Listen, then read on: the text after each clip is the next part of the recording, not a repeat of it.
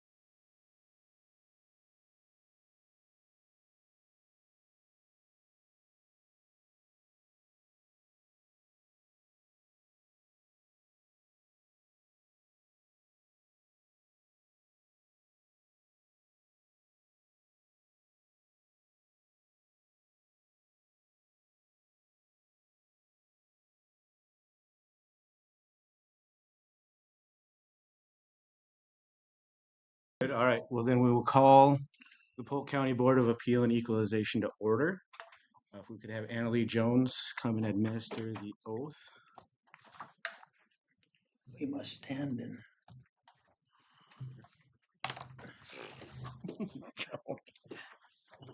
Our favorite part. Please repeat after me. Or would you prefer, Just read it and then. I'll just read it and you guys can, so help us God at the end. We, the undersigned, constituting the County Board of Appeal and Equalization of said county for the year of 2024, do solemnly swear that we will support the Constitution of the United States, the Constitution of the State of Minnesota, and that we will fairly and impartially discharge the duties incumbent upon us as members of said County Board of Appeal and Equalization. So help us God. And please sign, pass it around. All right, now I'm looking for a motion to nominate and elect a chairman for the board. I would nominate Gary Wilhite. Second. Okay, there's a nomination and a second. All those in favor say aye. Aye. Those opposed? I'll turn it over to Gary. Okay, I understand we are being streamed tonight. Sam, is that correct? So That is correct. this will be live and will be on the website, I guess, for others to, Yes. part of our open.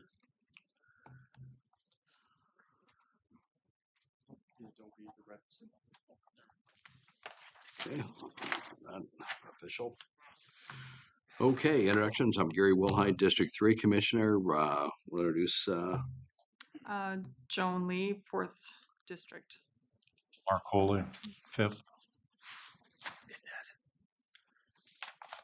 Warren Strandale, 2nd District. And I'm Sam Melby, the Polk County Director of Property Records. Okay, the next thing on our agenda is to ask Mark to come forward, introduce himself, and review our purpose, rules, and duties. Good evening. I am Mark Lansman, County Assessor.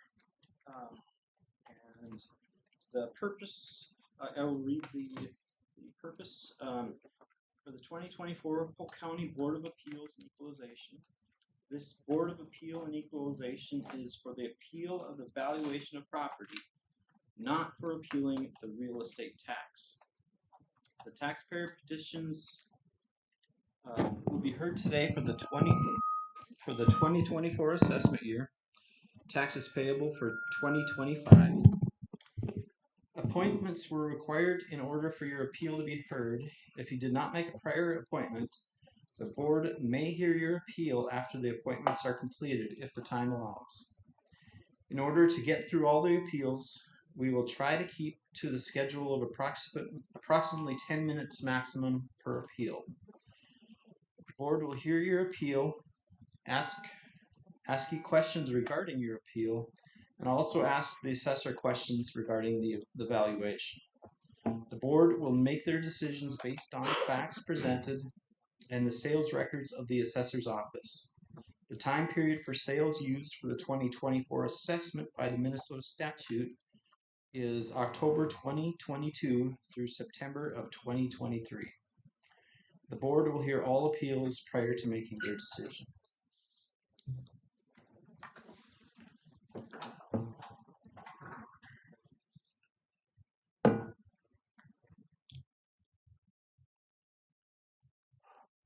And we have to review the training certification.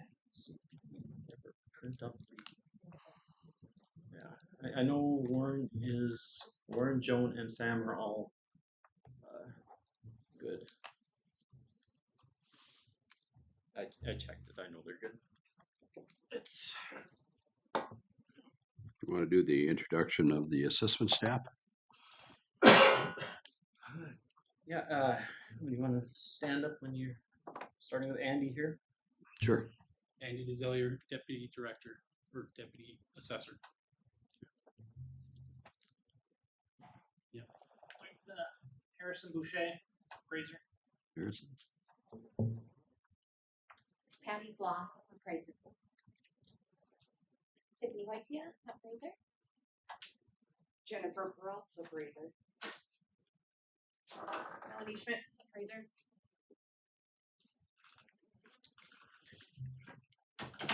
Oh, I'm Annalie Jones, Deputy Director of Property Records.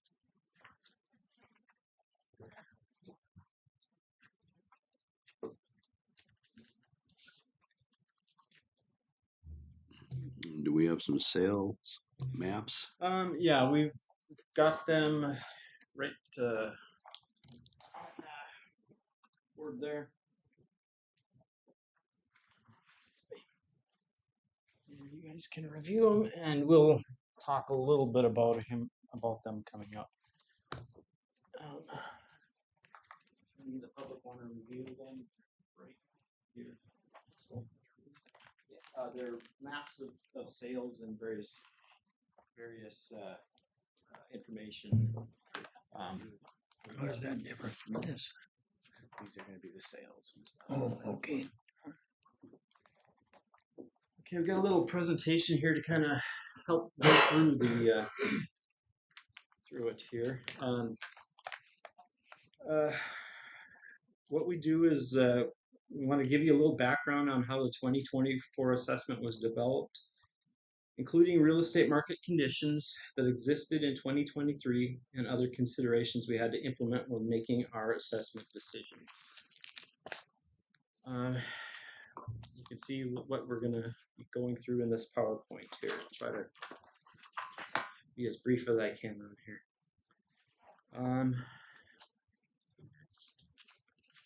We'll start with getting a national perspective on residential home prices. According to Standard & Poor's CoreLogic U.S. National Home Price Index, after stabilizing somewhat in 2023, home prices are rising slightly again in 2024. You can see in 2021 they went up about 11%. In 22 they went up about 19%. Last year for 2023 they went up just under 4%, and now they're going up a little bit more again to about 6%. And here's a chart that gives a little historical perspective. It shows the home price index since 1987, and those gray areas are periods where the United States experienced recession, and you can see how home prices are affected by national economic conditions. This chart here has condensed data from that previous chart. If you notice on the highlighted spots there, in the year 2000, you'll notice that the index is at 100. And now if you look down at the bottom one in 2024, the index is 310.52. And what that means is that nationally, a typical residence that sold for $100,000 in January of 2000 would probably sell for $310,500 in January of 2024. And this is on a national basis. Yep. Since 1987, the value of residences has increased nationally 387.2%, or for an average of 10.2% per year. So we're a little bit lower than typical right now. Let's go through our sales data here. We'll zero in on our local market and see where Polk County fits into this picture. And we'll be talking about sales ratios, which is simply the assessed value divided by the sale price. And if you look at the chart, or the up front there, the middle one shows that if assessed value of property is $90,000 and it's sold for $100,000, the sales ratio for that particular sale is 90%. And you'll see we got 3 sales there. Assessors are required to have that the median ratio, the midpoint of a jurisdiction, be within 90 to 105%, or state orders can be applied later. So you can see that in this case, the median would be 90% because you have one at 80, one at 90, and one at 97%. So from that, you you would, with that 90 to 105, you may want to adjust up a little to make sure you're falling within that market. This map is included in the documentation for the public to review. It's in those books, that green book there, and then the stuff I passed around. It has all the eligible 2023 sales median ratios that the state guidelines require we use to figure out our markets for the 2024 assessment. Obviously, this is too hard to read, this is Department of Revenue calculator ratios. So this is the stuff that the Department of Revenue calculates. Is that residential? Pardon me? Is that Yep. residential? Yep, it's residential. There's ag in there. There's seasonal rec. No commercial or industrial. Okay, so let's zoom in a little bit here. We'll start with the ratios, the sales count and the median ratios for the cities and towns within Polk County. You can see there that the typical small cities are valued at 99%. So we're looking pretty good on average. However, fertile sales, you can see that they were about 13% lower than the value that, or the ratio was 113%, which shows that our value was a little bit 13% high, probably, if we're shooting for 100%.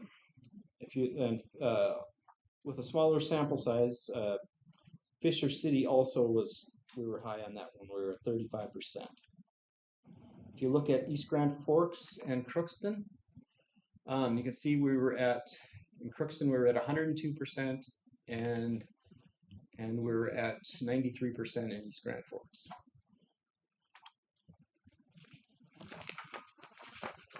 So now we'll go to the lakes area. It shows the counts and median ratios for major lakes within Polk County. For the last several years, large increases in value needed to be made to catch up to the market. For 2023, these lake sales showed that we were still a little low on Maple Lake. If you go to the furthest one over, the 18 sales for 90%. That shows we're right on the border there on it, and we're lower still on Union Lake. We had 5 sales, and we're at 69%. So adjustments needed to be made. Now let's look a little closer at the seasonal rec land. So this is basically lake shore with no buildings on it. So front foot land. And on Maple Lake, we had 10 sales at 87%, and Union Lake, we had 5 sales at 81%. So we were about at least 20% low on Union and a little bit better on Maple Lake. Now next we'll go, the Department of Revenue looks at this by township, not by lake itself. So we have to look at it this way too. So this chart here shows the counts and medians on ratios for the major lakes within Polk County by township. So notice that Canute and Godfrey are both at about 95% on that bottom. It says 91 on. That means on water. So Godfrey had 99 sales at 95%. Woodside had 10 sales at 81%, and Canute had 3 sales at 94%. So Godfrey and Canute are pretty good. Woodside, we have some work to do, or we had to do some work on that. Next, we will go to rural and ag type sales. This slide shows composite sales ratios for all rural sales in the Polk County. And you look at the rural residential sales. Throughout the county, on average, we're at 99%. And if you look to the right on there, you can see western areas, central and eastern. We kind of divide up the county that way to kind of see where there are areas of bigger issues. So we're not too bad there, or we weren't too bad. Next, we will go to tillable ag, which is right there. And you can see we had 75 sales countywide at 71%. Then if you will go to mixed bare land, and what this is rural vacant land, property that non-productive, non-tillable type land or wasteland. And you can see we were quite a bit lower there. We were at 67% throughout the county. Last year for the 2023 assessment, we raised our value on rural vacant land from $1,000 per acre to $1,500. So we raised it 50% based on sales, and we still got a state order to go up another 5%. So you can see that even after that, our sales showed that we were still considerably low. This next one. Did you go up the additional 5% then? Is that Yeah, what we you're did. saying? Yeah, we were required to, and we did.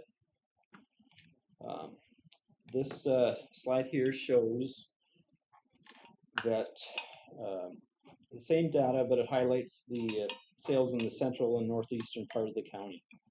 If you look at the ones on the border from Red Lake County, specifically, you can see they're much lower than the rest. They're more like, we're at 50%, 60% in those generally. Same kind of thing up by Gully, in the Chester Gully area, and not quite as bad, but in the lakes area it was a little bit of that too. It wasn't quite as extreme as those two spots.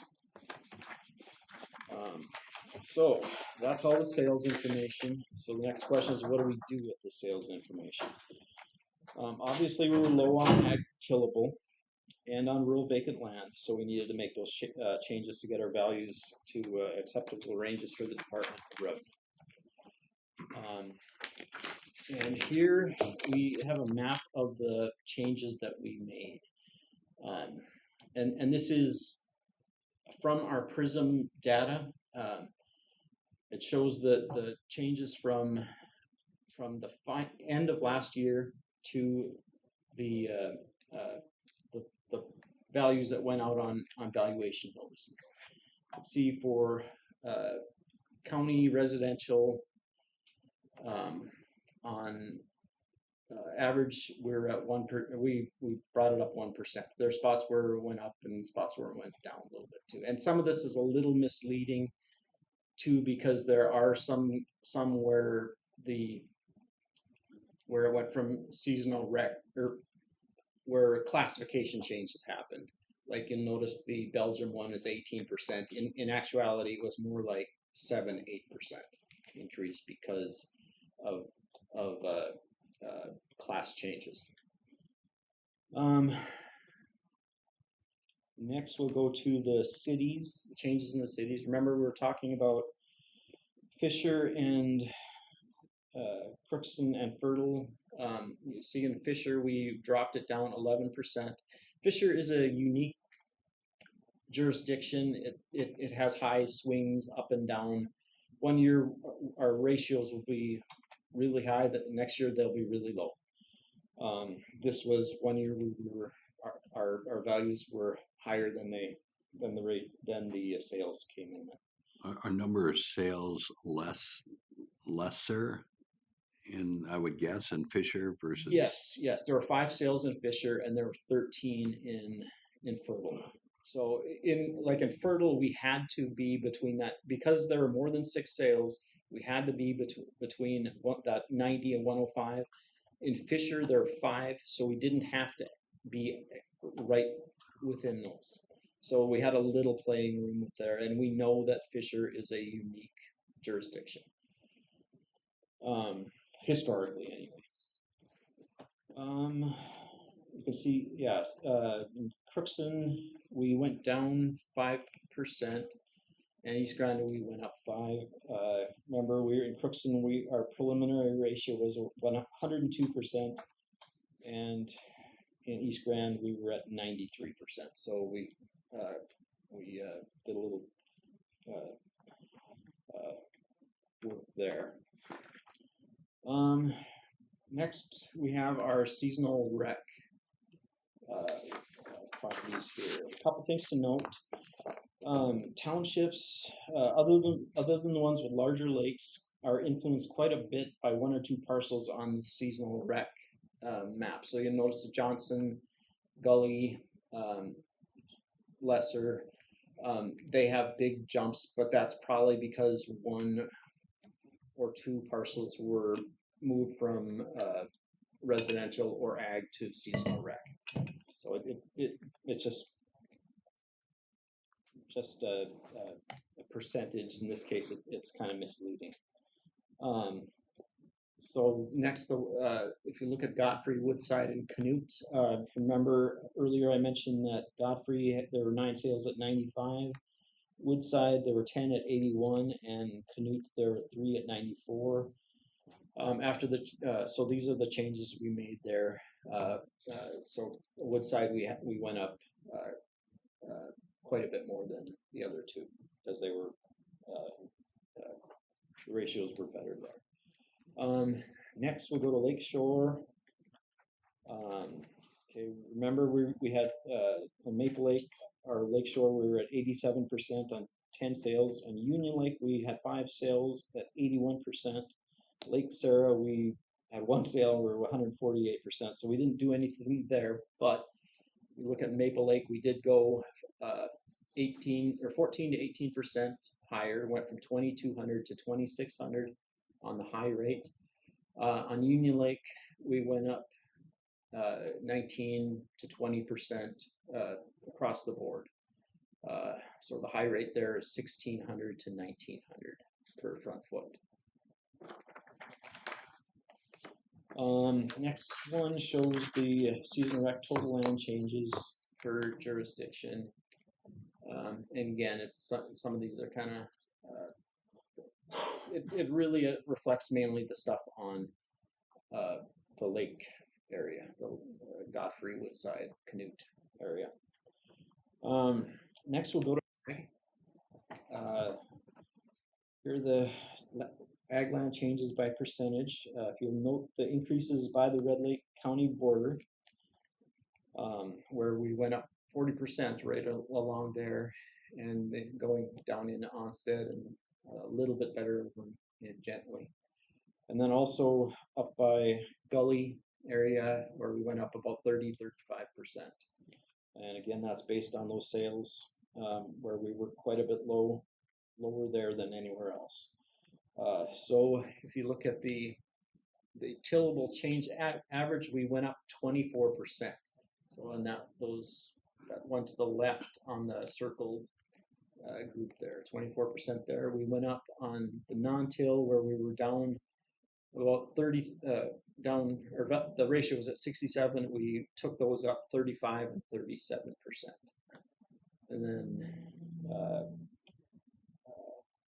on wetland, we made a change there. We dropped that down to get that to, and what wetland is, it's exempt wasteland. And we wanted to get that equal with waste. So we did that. Next, we will show, next map shows the average per tillable acre on countywide in 2023. It was at 41.57. After the state board changes for non-till, it went from 1,500 to 1,575 on non-till, and from 450 to 475 on waste. So that's the changes that we made because of the state board order. So now in 2024, after the changes we made, the average tillable throughout the county is 5,175 with a non-till rate of 2125, waste rate of 650, and the wetland rate at 650 as well. we've got a map here that shows new construction. It doesn't really have anything to do with sales, but I just thought you guys might want to see it. You can see that the total new construction for 2024 in the county is 32 million. And you can see the spots where it's more of it, again, where you'd expect by the lakes. And then the next one is the towns. So about 3 million in East Grand and 3.6 million in Crookston. Okay, so now after making these changes, we had to see where we compare again the updated 2024 values to the 2023 sales to make sure that we did everything we needed to do for the state to meet the state's requirements. In Region 8, which is basically the stuff from Norman County, Monoman, Beltrami, Lake of the Woods, and anything north and west of that, the region on average on ag went up 19% versus 24% for Polk County. You can see the residential, we're a little bit less of a change. Seasonal rec, we're about the same. You can see the other ones as well. Kind of an FYI, Red Lake County and Pennington both had to go up considerably more. Red Lake County, and again, you saw how we had to go up 40% around there. Red Lake County, on average, went up 50% throughout the entire county. So it's not just here. It's kind of a ribbon where there's quite a bit of change there. This map here, and again, that's in the book over there. It shows median ratios for the 2023 sales study compared to our new values. And we'll kind of highlight the same stuff we highlighted before. After the changes, in countywide, we were at, for city, we were at 101%. So we brought it up a little bit there.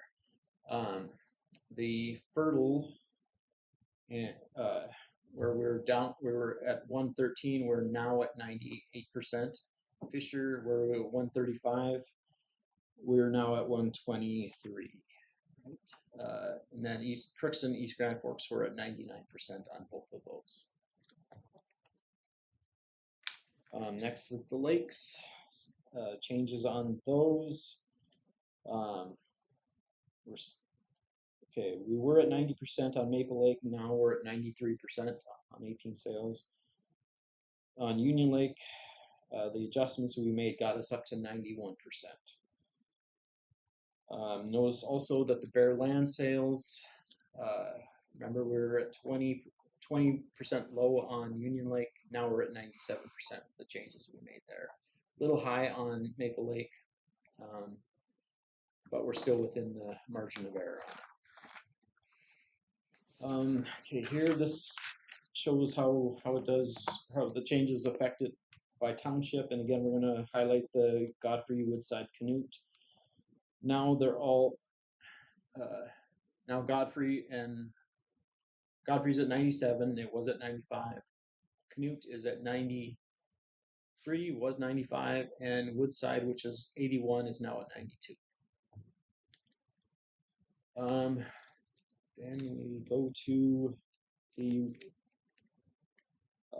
rural properties. Rural res sales were at 99, now they're at 93 after the changes we made. Tillable was at 71, and now we are at 93%. And the rural vacant, we were at 67, now we're at 91. And this kind of just highlights the area that we're talking about before too, the Gully and the border by Red Lake. Okay, next. Trends. The sales we've had since the new sales study came out compared to our 2024 values. So this shows the stuff from October 1st, 2023 through today. So right now in Crookston, 32 sales, 101%. East Grand Forks, 48 sales at 97%.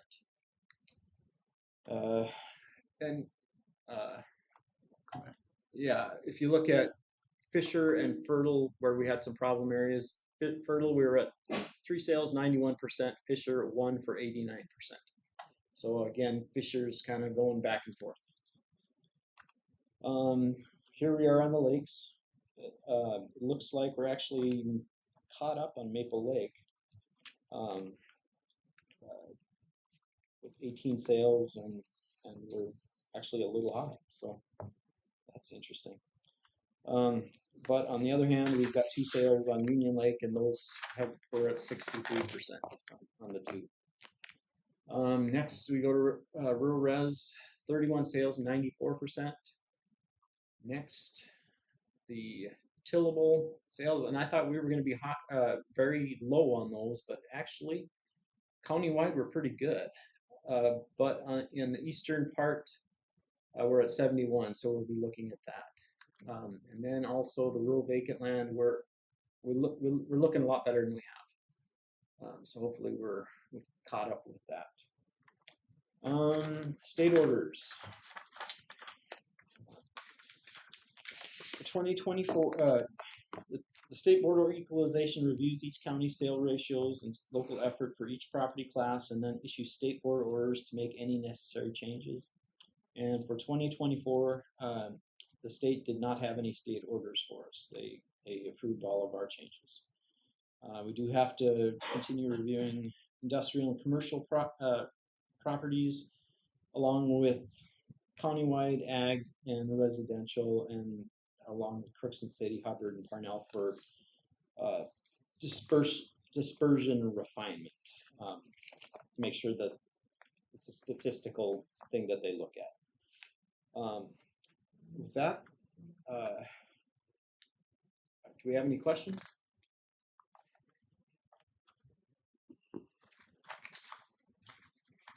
Thank you very much for listening.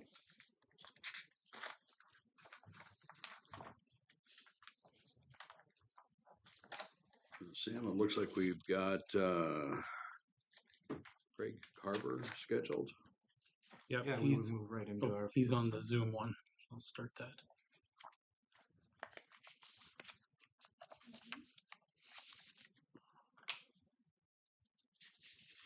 The video will work or not. Documentation that he provided us. Okay. I did all for you guys. Okay, thanks. This documentation that he had got ready. Is this property? Yep, that is the work on property, this. and then this is the documentation that he provided us with. Okay, thank you. And there's the documentation he provided us. You can hear us, Craig? Okay, great. I don't think we're going to have video. We had some technical issues here, so. Just as well. Well, Craig, go ahead. We have some information that you've provided, but we want to share your comments.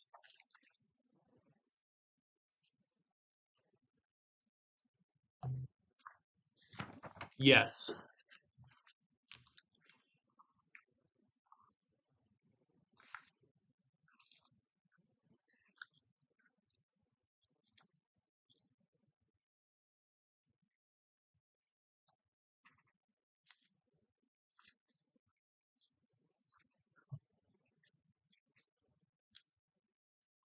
Yes, no problem. No problem.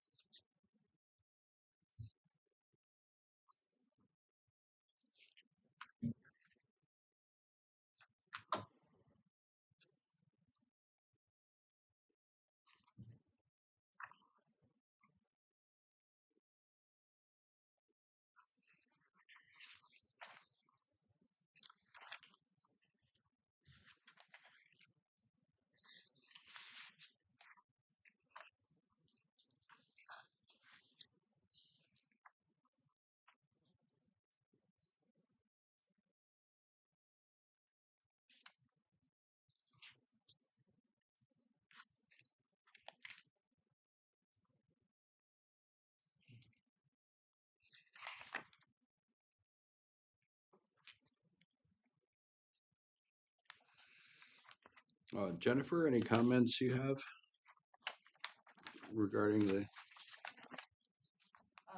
With that, we had a manual increase showing that the value of manufactured homes were being undervalued, and that the depreciation on them are holding more than what they were in the past. So that is the big increase of this property, is the fact that our manual cost went up on manufactured homes across the county. You were okay with the 82,123? So with this one, No, I'm asking the assessor. I'm sorry. yeah, so I, with Amber going through it and what she had done for the changes was good, but with the increase of the manufactured homes, I feel that where it's at is appropriate. Mark, would you want to explain the manual increase so everybody understands what that is? The manual increase is a cost. Our assessment program is a cost-based, cost and sales-based assessment program, and when we do a cost, the last time the cost manual was increased was 2008. Obviously, the values or the cost to build anything is considerably higher in 2023/20 now than it was back in 2008. So every so often we have to update that to catch up to costs. Now the way our assessment program values it in the past on manufactured homes, they have tended to be low, and that's what Jenny's talking about. It's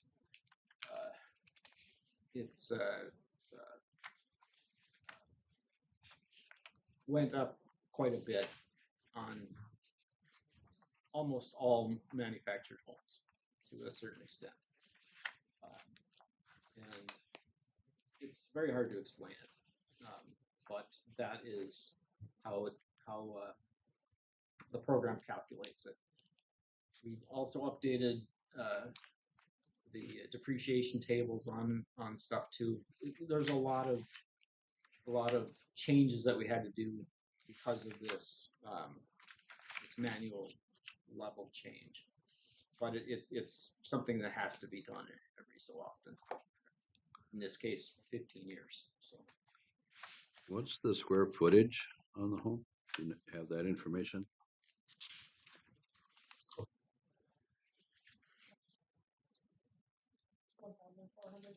$1,450 and no basement, correct? Okay. There's some other information. Comparative sales 2023. Is that from you also, Greg?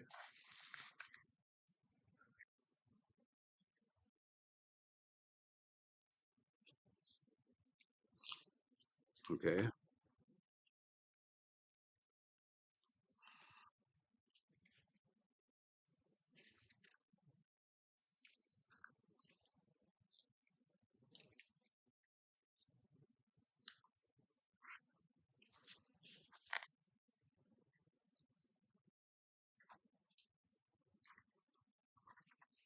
Okay.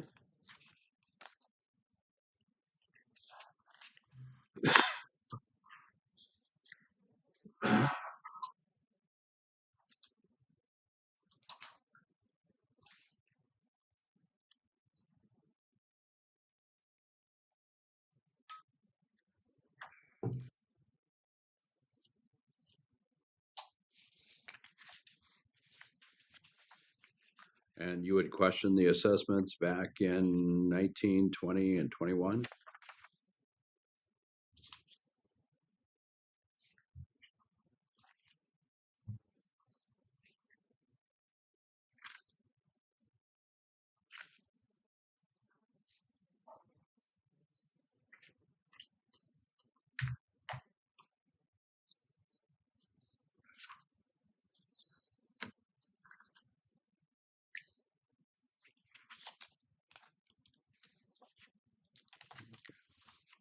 Any other commissioners, specific questions?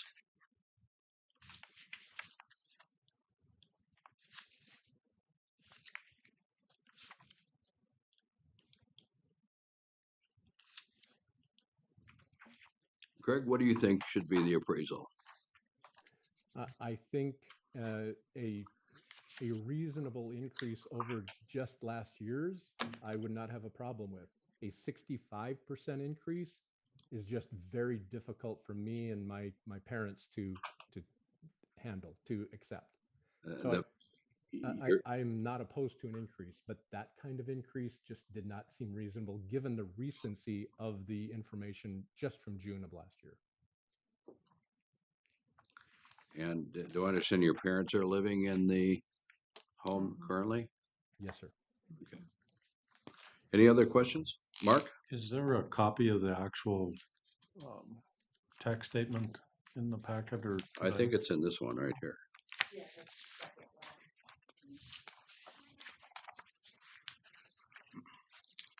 one.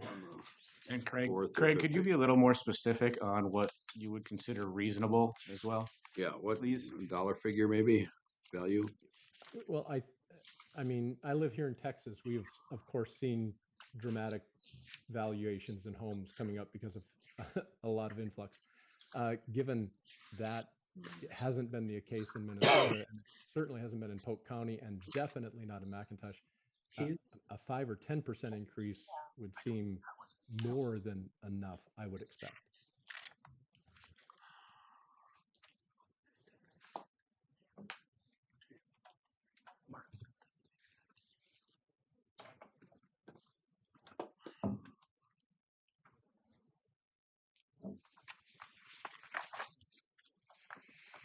Any other questions? I guess in just a second, Mark's got some information here. 23 and 24, the tax statement.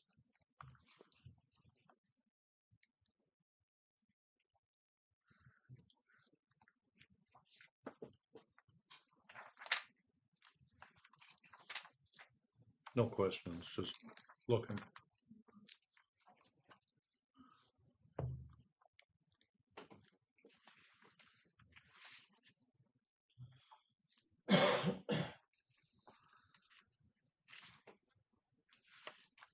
It's not as proposed. Obviously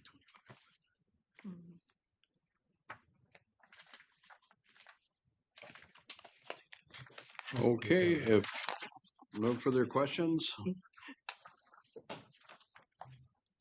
All right, Craig, commission will consider your appeal and you'll receive information from you, Mark, here within the next few days as we move that on. Okay. Well, as I said at the beginning, thank you so much for your time and consideration, and I look forward to hearing from you. All right. Thanks, Craig. Thank you. Okay. Danelle are next. Is that correct?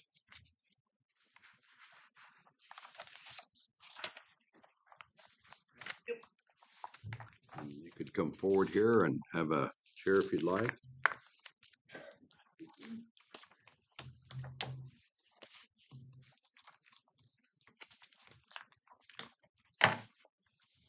Yes, I had just bought a piece of property in Lyngby. And it's got 3 parcels on it.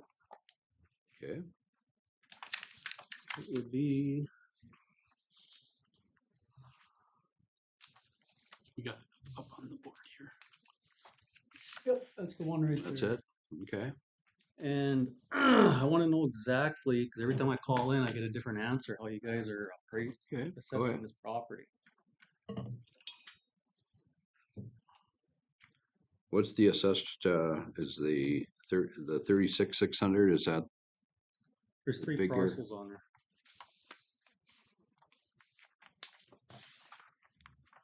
Here's the second one.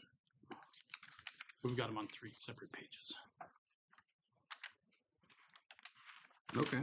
Someone want to answer Mr. Donnell's question? So I'm an assessor in Langley, and Okay. we had, Tiffany and I had went out there.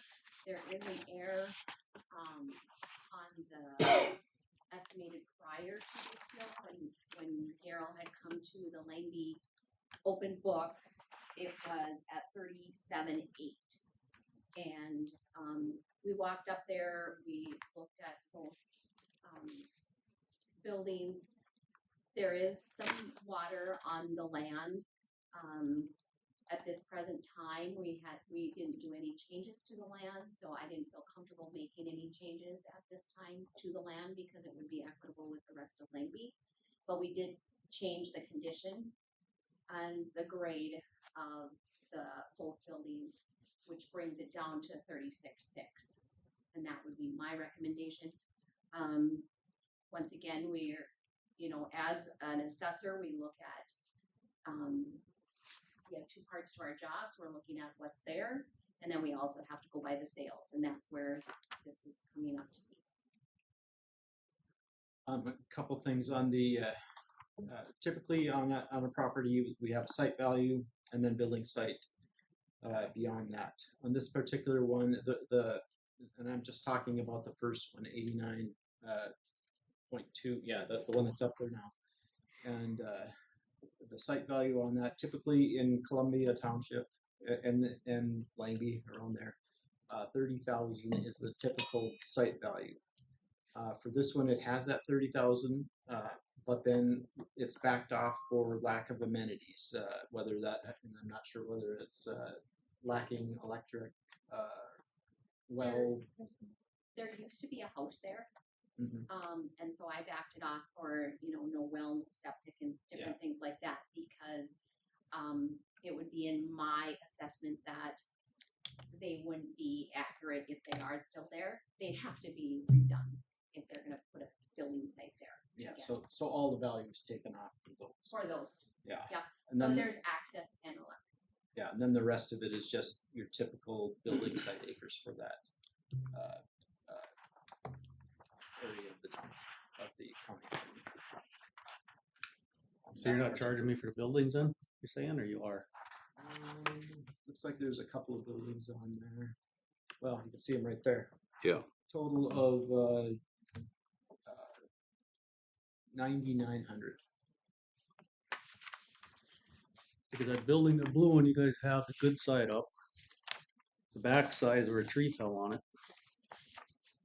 Is here in the pictures. Yeah, why don't you pass those around? And the tops where all the windows are on top, them are all busted out. When did the tree fall? I was there when I bought it.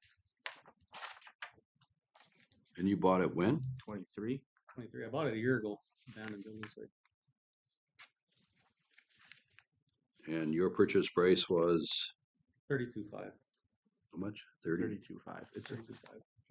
Thanks. For both For all. parcels. For all three parcels. All right, so now to make sure. Garage. And then I got this from ASCS office. There's 2.3 acres of cattails on this property also. About 6.5 acres. It's mapped out. That's on the total of the three Total on the properties. 3 parcels, yes. So maybe on this parcel, or is it between? It's kind of, you'll see on the map, it's between spread three out. of them.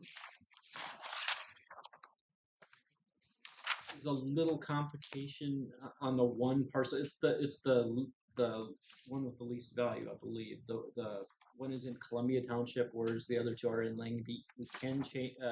The board can change the ones in Langby, but it was not brought to the Columbia local board, so that one can't be changed. That's all in city limits now. If they had the city limits changed. Well, it's listed here as being Columbia Township, so it's parcel 12.00302, which is These guys haven't caught up to it then. 'Cause it is in city limits. It belongs to the city now. Changed. Just recently, about 2 months ago. Yeah, so this So it was an information is after- as of January 2nd. So it was after the assessment.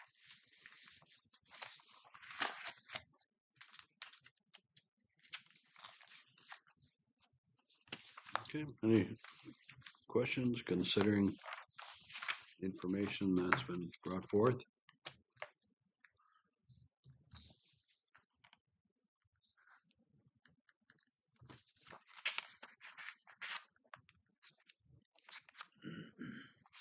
And your thoughts, or what should the assessed value be? Well, there's a 4.5 acre building site that Scott Maresca just bought, and he paid 30,000, Okay, and you guys have it assessed at 28,000. And there is well, septic, and mold abandoned building on it. okay.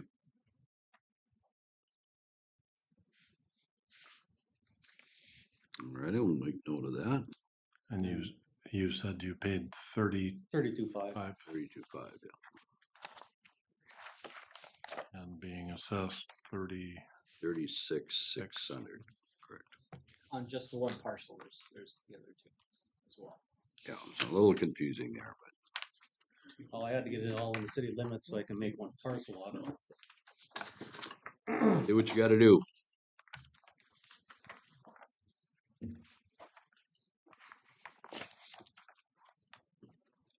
Okay, if not, the committee will act on this and they'll notify you our Okay. decision. And then the other question I got is on my house property.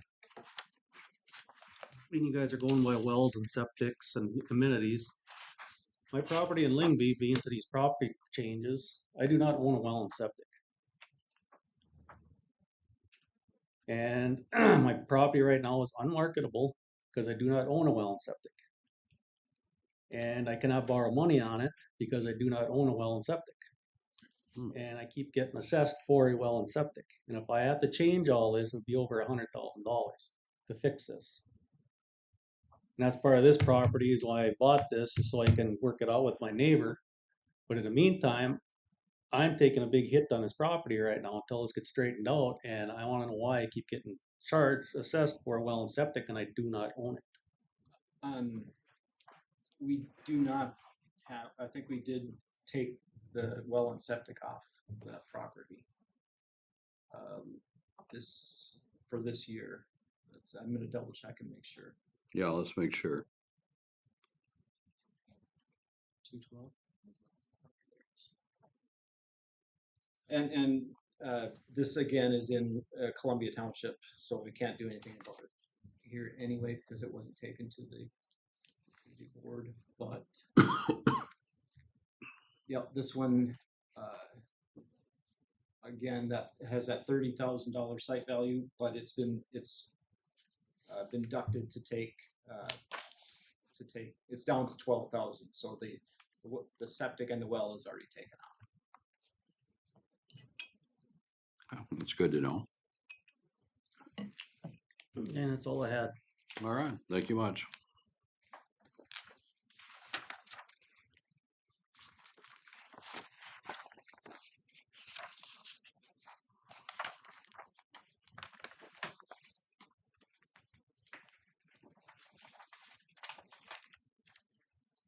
Joshua Lee. I don't think they're here. It's not here. Okay, well, let's just take a brief look at it.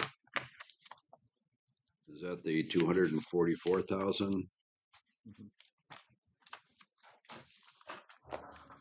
They appealed at the open book and had some damage on the inside. Jenny and Tiffany went out and looked at it and reduced the value to the 244,1. And originally after they gave them the new value, they put themselves on the schedule pretty quickly. So they bought it in 19 for 227, had some roof issues. They had a skylight that leaked. They appealed last year as well. And Amber went and I don't remember what it was reduced to, but she reduced it at that time for the damages inside. And the girls went out and looked at it and nothing had been repaired yet. So they reduced it again from our increase that happened. What was the value prior of the increase? Prior to the 244. Yep. Tiffany, do you have that number? Yeah, I think I might. Mark has it. Okay.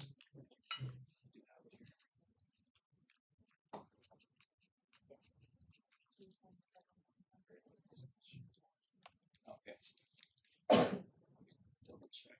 And that was what it was last year, 227. Payable 24, it was Okay. 227. I'll check what we had it on the original. The damage was primarily inside. Yes. And I see there was some extra things picked up as well with the damage, such as like the extra sink and interior finish in the garage. So Yes. they could have been kind of negligible on Kind of value change. balanced out to her. The original value on the valuation notice was 253,800. And after they viewed it, it went down to 244,1. Thank you.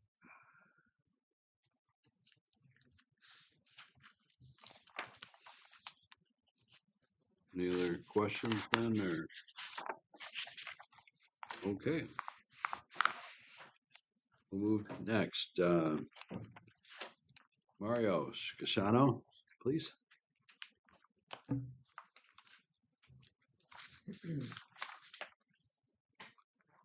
Some property on Union Lake. Good evening, yes. Evening. Kayla had some health issues she can make here, so Sure. she said, be nice. I said, I'll be nice. But I have so many notes here, I don't know where to start. What I would like to Just see. 1 second here before we start.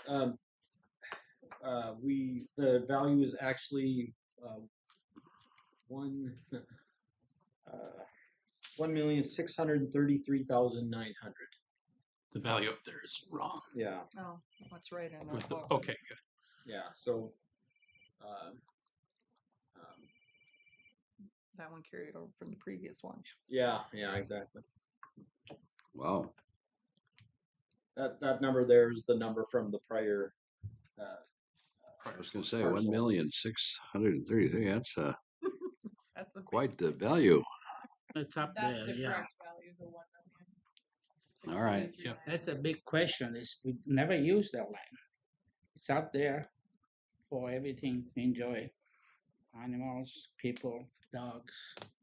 In fact, yesterday we were at the meeting, Union Lakes meeting.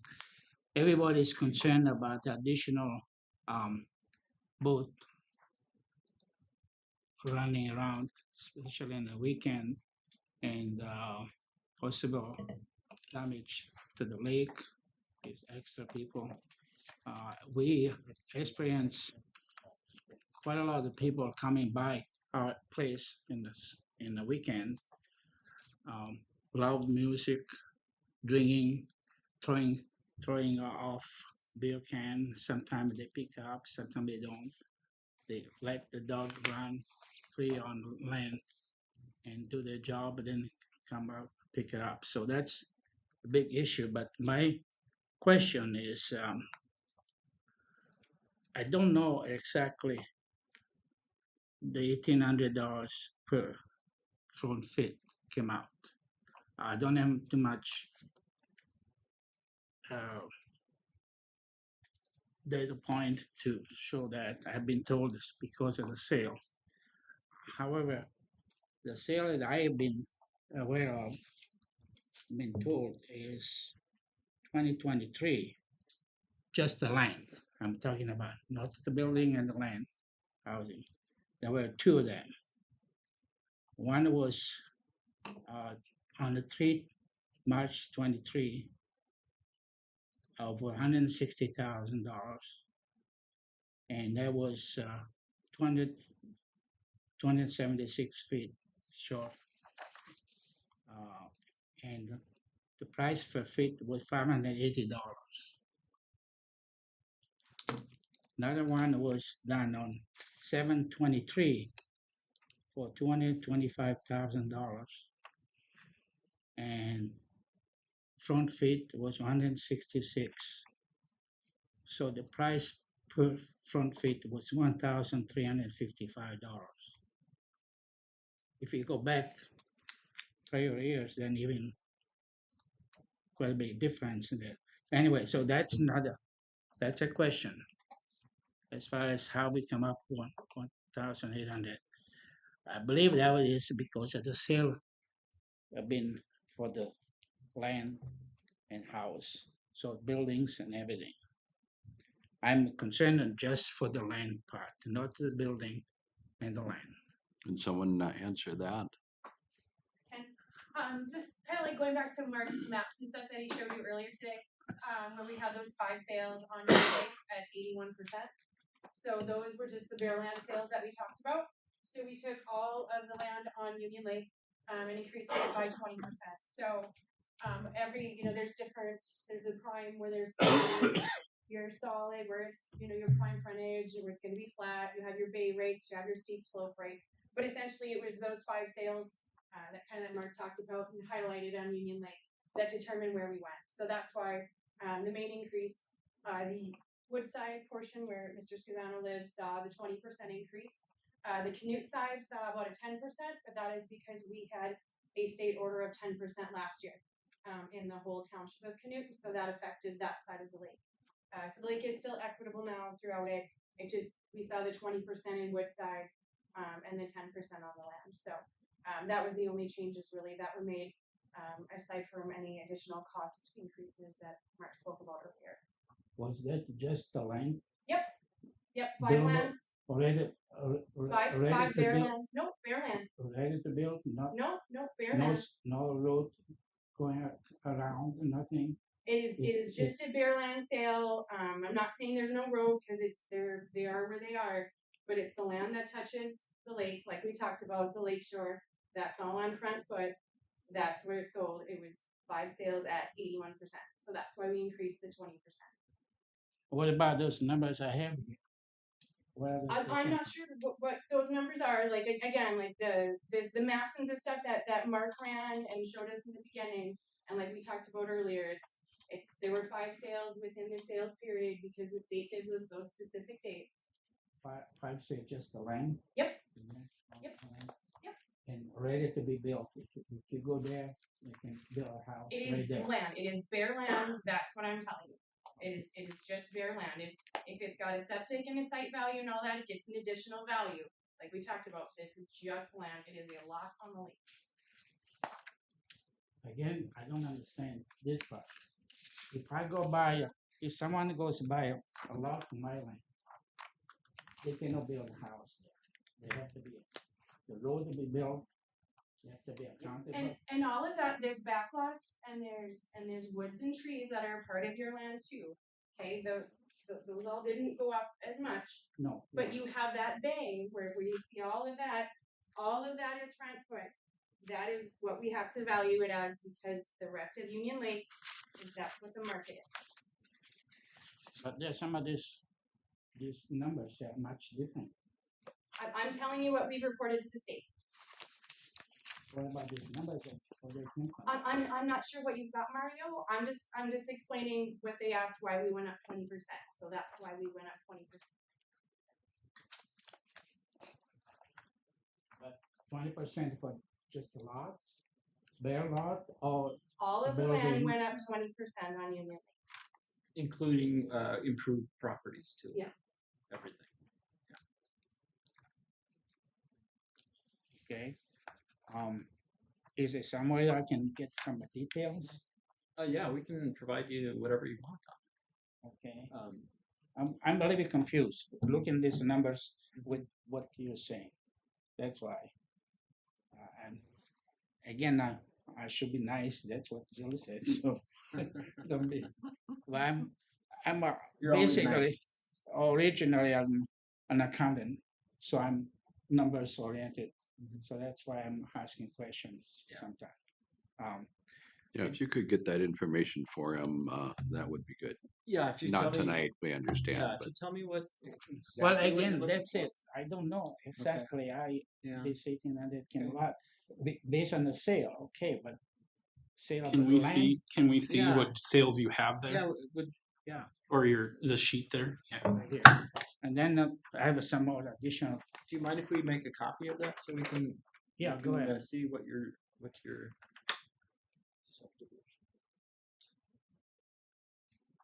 And then going back to the bare land, in order again to be able to sell the lots, because this market value, we have to have a road built, we have to have, I made some note in back Oh, there. sorry. But I don't remember everything. Yeah, we have to have a road construction cost, parting the land for building, legal fee, real estate fee. Then right now they say they charge 10% for Oh, yes. survey, land survey, medication. The guy said set aside land. I don't see wetland. Is that something that you're familiar with? What's that? Wetland. Exempt wetland. Yeah. That Yeah. costs too, right? Well, that would be exempted, but Yeah. I spoke with Jake Snyder. I give some numbers to you. oh, Then. okay, yeah, it showed me. He figured out it'll be around 230,000 to 240. It cost, but he didn't have the fee for legal fee or realtor fee or anyway. There are additional costs.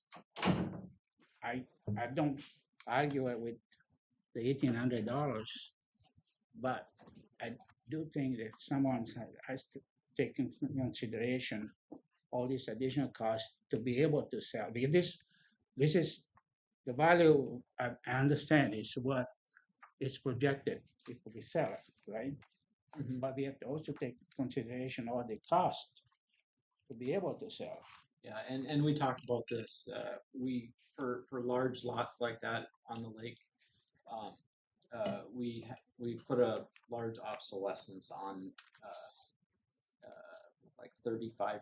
So a smaller lot would, I think it's less than 100 front feet. Is that right?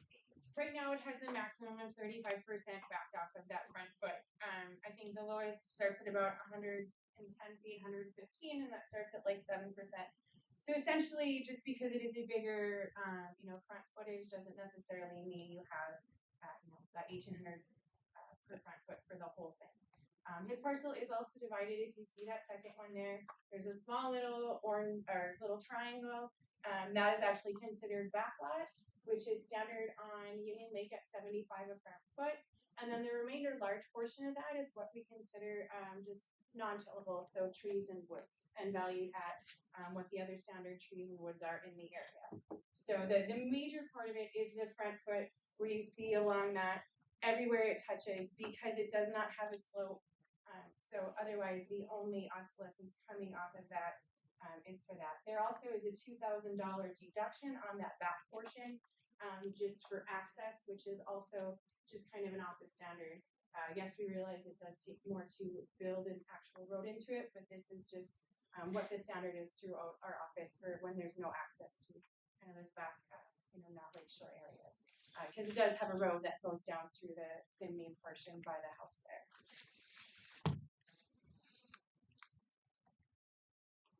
And so I guess whatever can be done, we are happy where we are. We don't live there all year round. We just got a couple months here, and it's sad to see that we have to maybe have to sell some lots in order to pay for the tax pretty soon.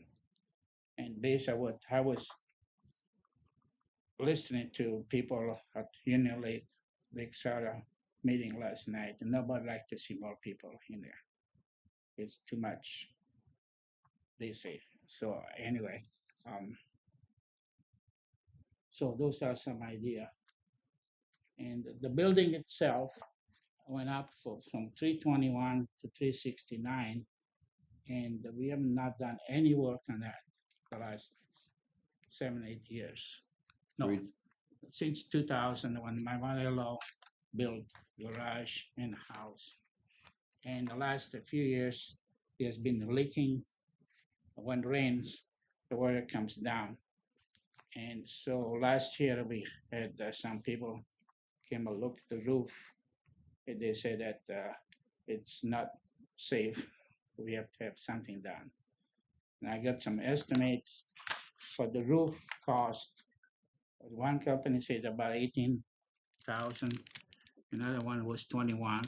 However, I don't know now what it would be because the labor cost went up. So maybe 25. I'm not sure. It was 321. You said it went to what, 369. 369. And 2 years ago was 246. 252 2 years ago. So 2022, 23 went from 252. Last year went to 321, 300, and this year was 369. This is just the building part.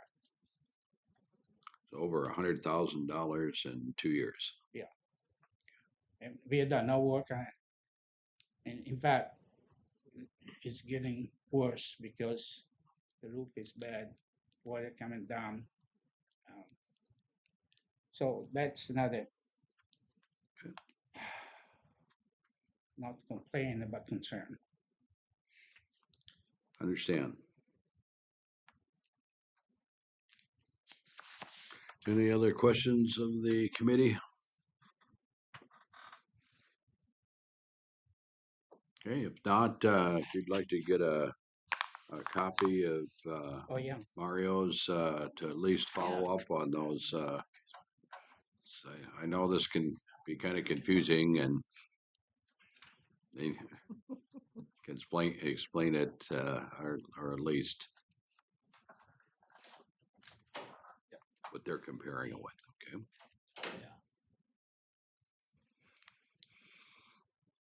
Okay. Okay. Well, the committee will make a decision, and Thank you very much for everything.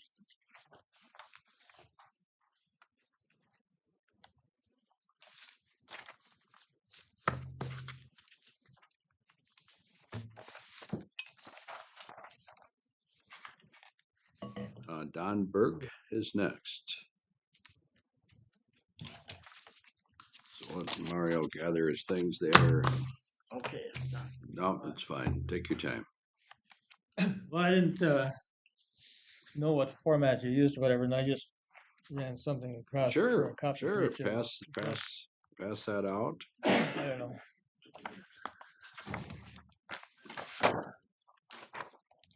This is my Property in Erskine, is that correct?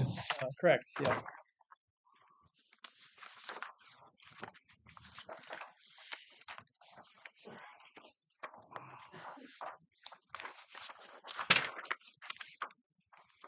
Thank you. Just made an overlay on the one copy there, and it's all pretty self-explanatory. I guess, a lot of people are concerned about the increase in taxes. And on the bottom, you can see it was like 113, went up to 145 on that property, and then considerations to have there is that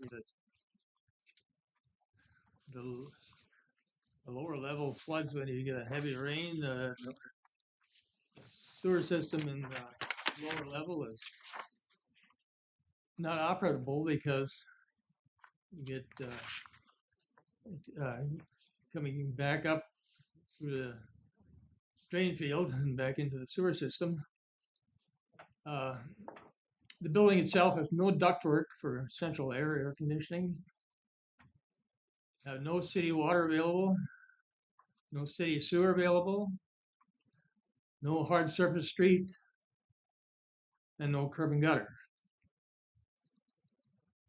The front yard faces a permanent swamp. So that's what you have out front, and the backyard is adjacent to the wood pellet factory, which gives you occasional troublesome smoke and residual burning from wood scraps. And my other pet is that it's the busy railroad tracks there. You know, we're like about 100 yards from the house. So, and that's the railroad, the north-south railroad goes to Thief River and Winnipeg and whatever. So my consideration, I was just hoping that the increase would be less than what it is. Then the other is the right now it's the U.S. inflation rate, and you can see that figures that they have there. That was taken as of today, so that's I guess a concern that would be looking at probably something in that ballpark, if whatever, as far as increases rather than what it is, which is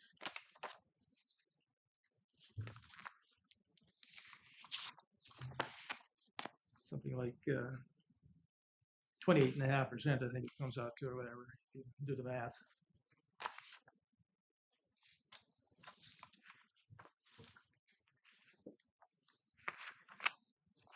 And who assessed the property? Chance to out there, you were able to do a, I did an interior review with him, yes.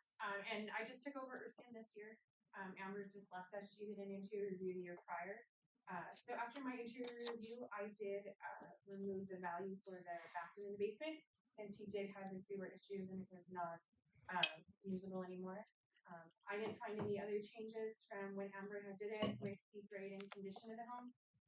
We even graded the basement a little bit lower, considered it a minimal finish versus a living quarters, which is typical office standard for a split level home. So just to take into account the issues that he did have. The main increase he saw this year, when looking at it, it looks like that the map factors, some of those higher map factors were increased in the city of Erskine to make them all equitable and be at the same level. So it looks like that is where the increase came in for Mr. Bird this year. is this in the city itself? Right on the outskirts. Oh, so it's more of a Rural. rural. Very edge of town, yeah. Okay. Yeah. But yeah, still within the city of Erskine. But it's still in the actual city limits, I guess. The railroad tracks, I think, is the boundary. So I'm 100 yards from the edge, I guess. And the whistle can wake you up anytime it comes through. Yeah, it comes through right around 4 o'clock, and another one comes at 5. How about that? Yeah. Any other questions?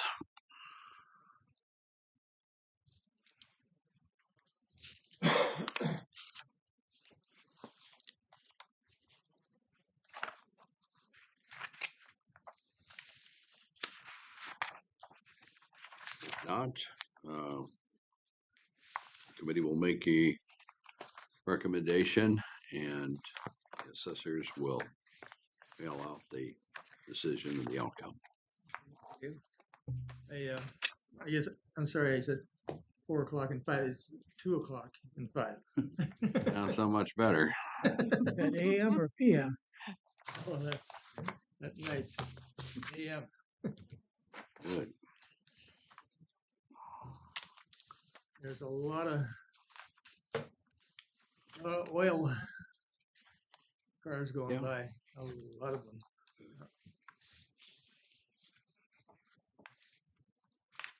I don't know how they all look.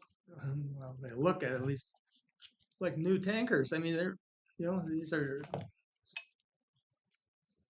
many of them. So they all look pretty nice. Somebody's making money. Probably. Well, thank you very much. Appreciate you coming in. Don, you're also on the Badger one there too. You were signed up for that one too. Okay, yeah. So let's let's that's deal my with that daughter. one. Yeah, and she was concerned about the increase there. And I guess she thought there was quite an increase in valuation, or I penciled it out a little bit, and it comes to $2,372 an acre from the $1,747 an acre. We were hoping that maybe something could be done, like $200 an acre amount. Deduction. Yeah, the price of $200 an acre versus these, yeah.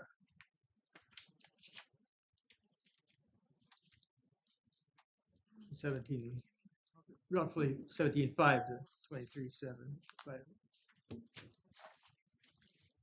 You also assessed Yeah, that? so that's me again. So essentially this one is, because these all tillable land, so if you look in those green books, Badger went up 39% in tillable land.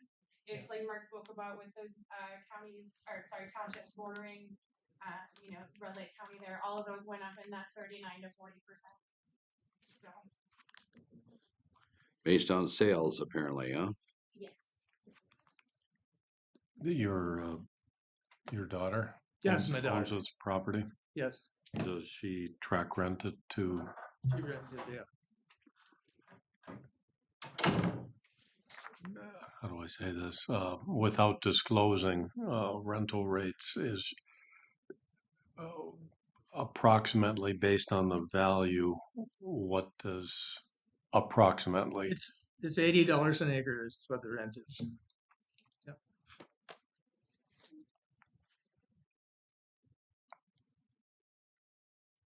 It's Randy Lee that rents it.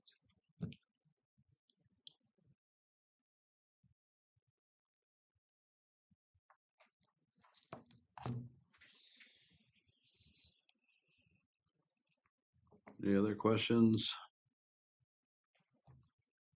Joan, Warren? No. Okay, thank you very much. Well, the Thank you. consideration on both.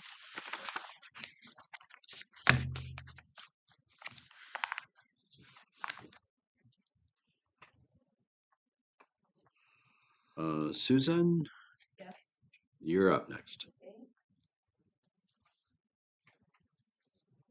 And this is property on Maple Lake? All right. I have written a letter previously, so I Okay. did make a copy to share with you. That's good. Sam, I have just 2 copies. Oh, okay. There's one more. We can share.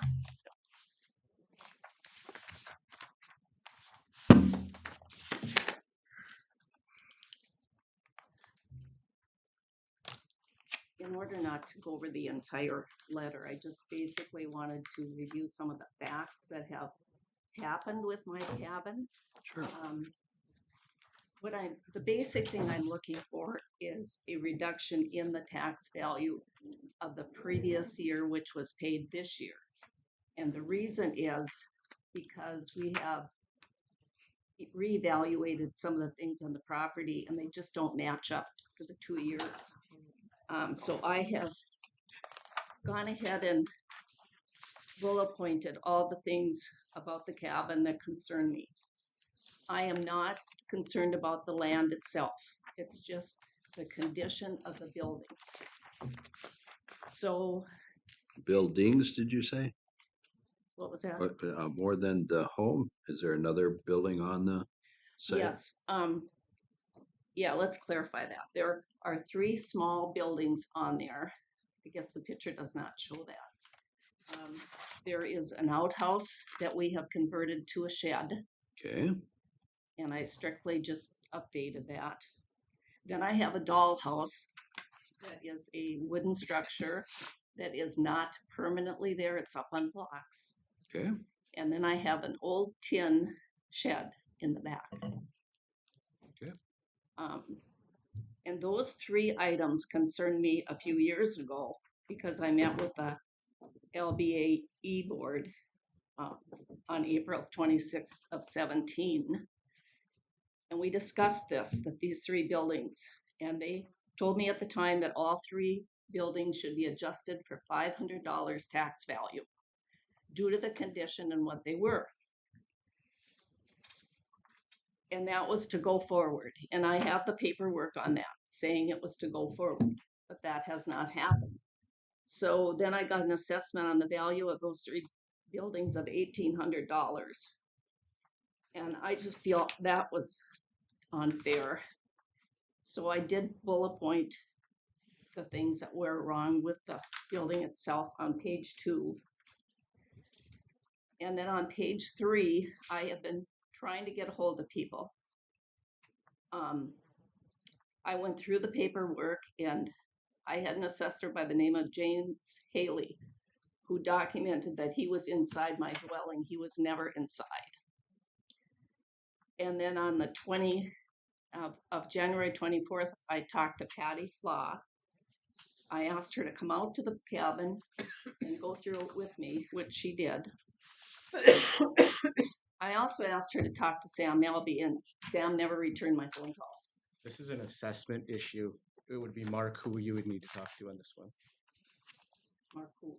Mark Landsberg, our county assessor. Oh, on everything there, yes. On everything that's on here? Okay, I'll share this with you then. Okay, you were talking about the value on the Property itself, the Yeah, building, the build- dwelling, and the building. 3 small buildings. You said local board approved the adjustment to be 500 for all 3 together. That was in 2017. Now they are at 400, all 3 together. Yeah, she did change them back to me, but for the last year that I was taxed at 1,800. And just to be clear, this is for the 2024 assessment, not the 2023 assessment, which is for taxes payable in 2024. Yeah, I understand that, but what I asked for was for a review of that tax. I think there needs to be an adjustment because if you look at my taxes, they've actually gone down for the next year. So there's nothing that has changed on my property. There's no reason why those things weren't itemized before on the previous tax year.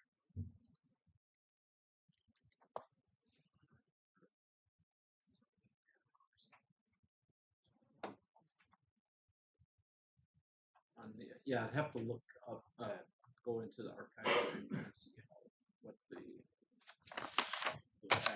those yard sheds. Well, one is just a dollhouse for one thing, and it's not even built there to stay, it's movable. But I have the paperwork on this if you want to look at it. That's okay. Yeah, for last year they were at 9. What was that? I didn't. I think there's they were at 900 last year. 900.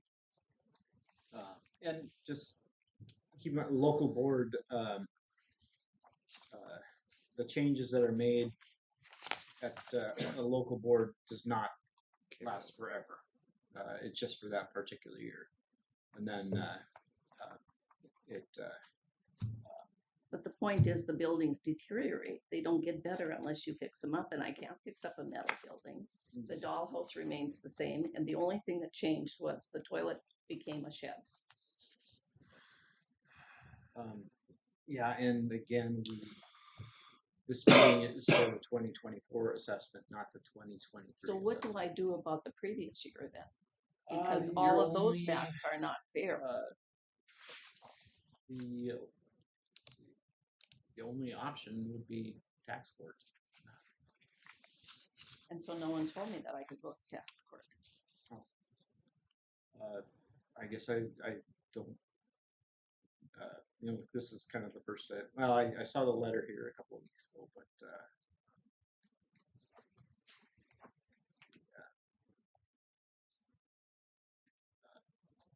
not sure what to say on there. You can certainly file anytime you want on that.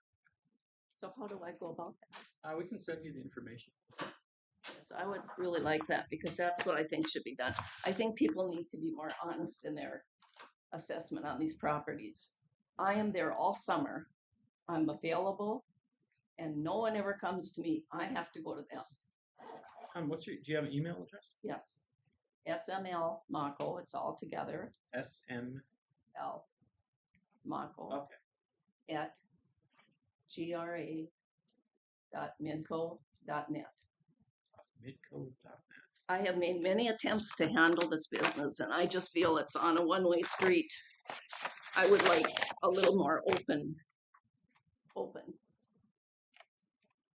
open-ended visiting about things. I work really hard to keep that property up and right now the windows are bad on it. The door, the roadside roof is falling because the footings aren't holding it up. I have a door that doesn't close at the top. I have flooring that is shifting, cupboards that are shifting. You know, I just think you need to really look at properties more than take pictures. And I'm not real pleased with some of the pictures that have been taken either. Was the assessor be able to go inside the building? Sure. They did? Well, this past November, I called Good. Patty and had her come in. But she was also the assessor for the previous year, and I never heard a thing. We view properties every 5 years, or we stop at a property once every 5 years. That's the statutory requirement. We can't get to every property every year. Okay, any other questions?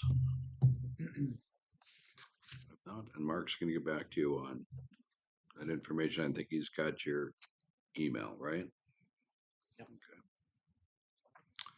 All right, we'll make a decision and send out information on. Okay, thank you. I need one copy. Oh, you can have one. Thank you.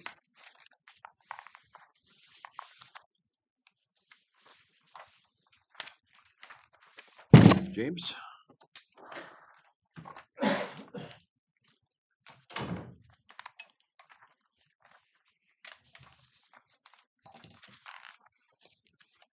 Property we're discussing is the Boston Fairgrounds. A number of years ago, Polk County discontinued the fair there. The grounds became available. The mayor had asked several of us if we could do something. We needed lots in the city of Boston, home building lots. And so Larry Lennis and myself got together and we decided that this would be a good thing to help the city make lots available. So anyhow, we made them available. We paid a architect to design it. We went in, we put in curb, pavement, sewer, water, gas in each lot, and put a lot of money into it. It looks nice. We maintain it. We mow the grass. We take care of everything else. The city plows the snow, and so that's great. We started out at approximately average about $15,000 a lot. This was like 15 or more years ago, and we have never raised the price. And we've sold a number of lots, but the ones that we've sold, the majority of them, Larry or I have been involved in. The school, Boston High School, with the shop class, built a house, spec house, and we did all the footings and what have you. And then school year ran out, and so then we had to hire a carpenter and finish it. And my family personally cleaned up and did all the interior cleaning and struck my wife and I, not, somebody hired it. And Larry did all the landscaping on the house, and we sold it at tremendous loss.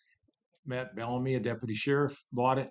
He happens to be Larry's nephew, and so he bought that lot. His parents, Larry's sister and her husband, bought the lot behind. We had two other lots. Larry put two group homes up, which he paid for himself. And then the other lot I bought in the county or Northwest Development or something, built the house, but I bought it and I moved when we built a grocery store.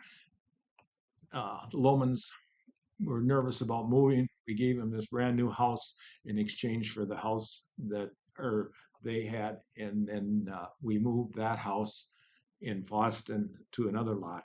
And so we lost money on all of them. Basically, we only sold one, and we've never raised the price in these 15 years. And expenses, we have to pay the taxes each year. We have to take the upkeep, maintenance, and all these other things that you guys are all aware of. And so that's fine. So the city tried to be nice to us because they're the ones that got us involved. We're just trying to help the city. And I've done this a lot. I got involved with the newspaper when that was going to go out of town, broke. 5 of us bought that and owned it for 10 years.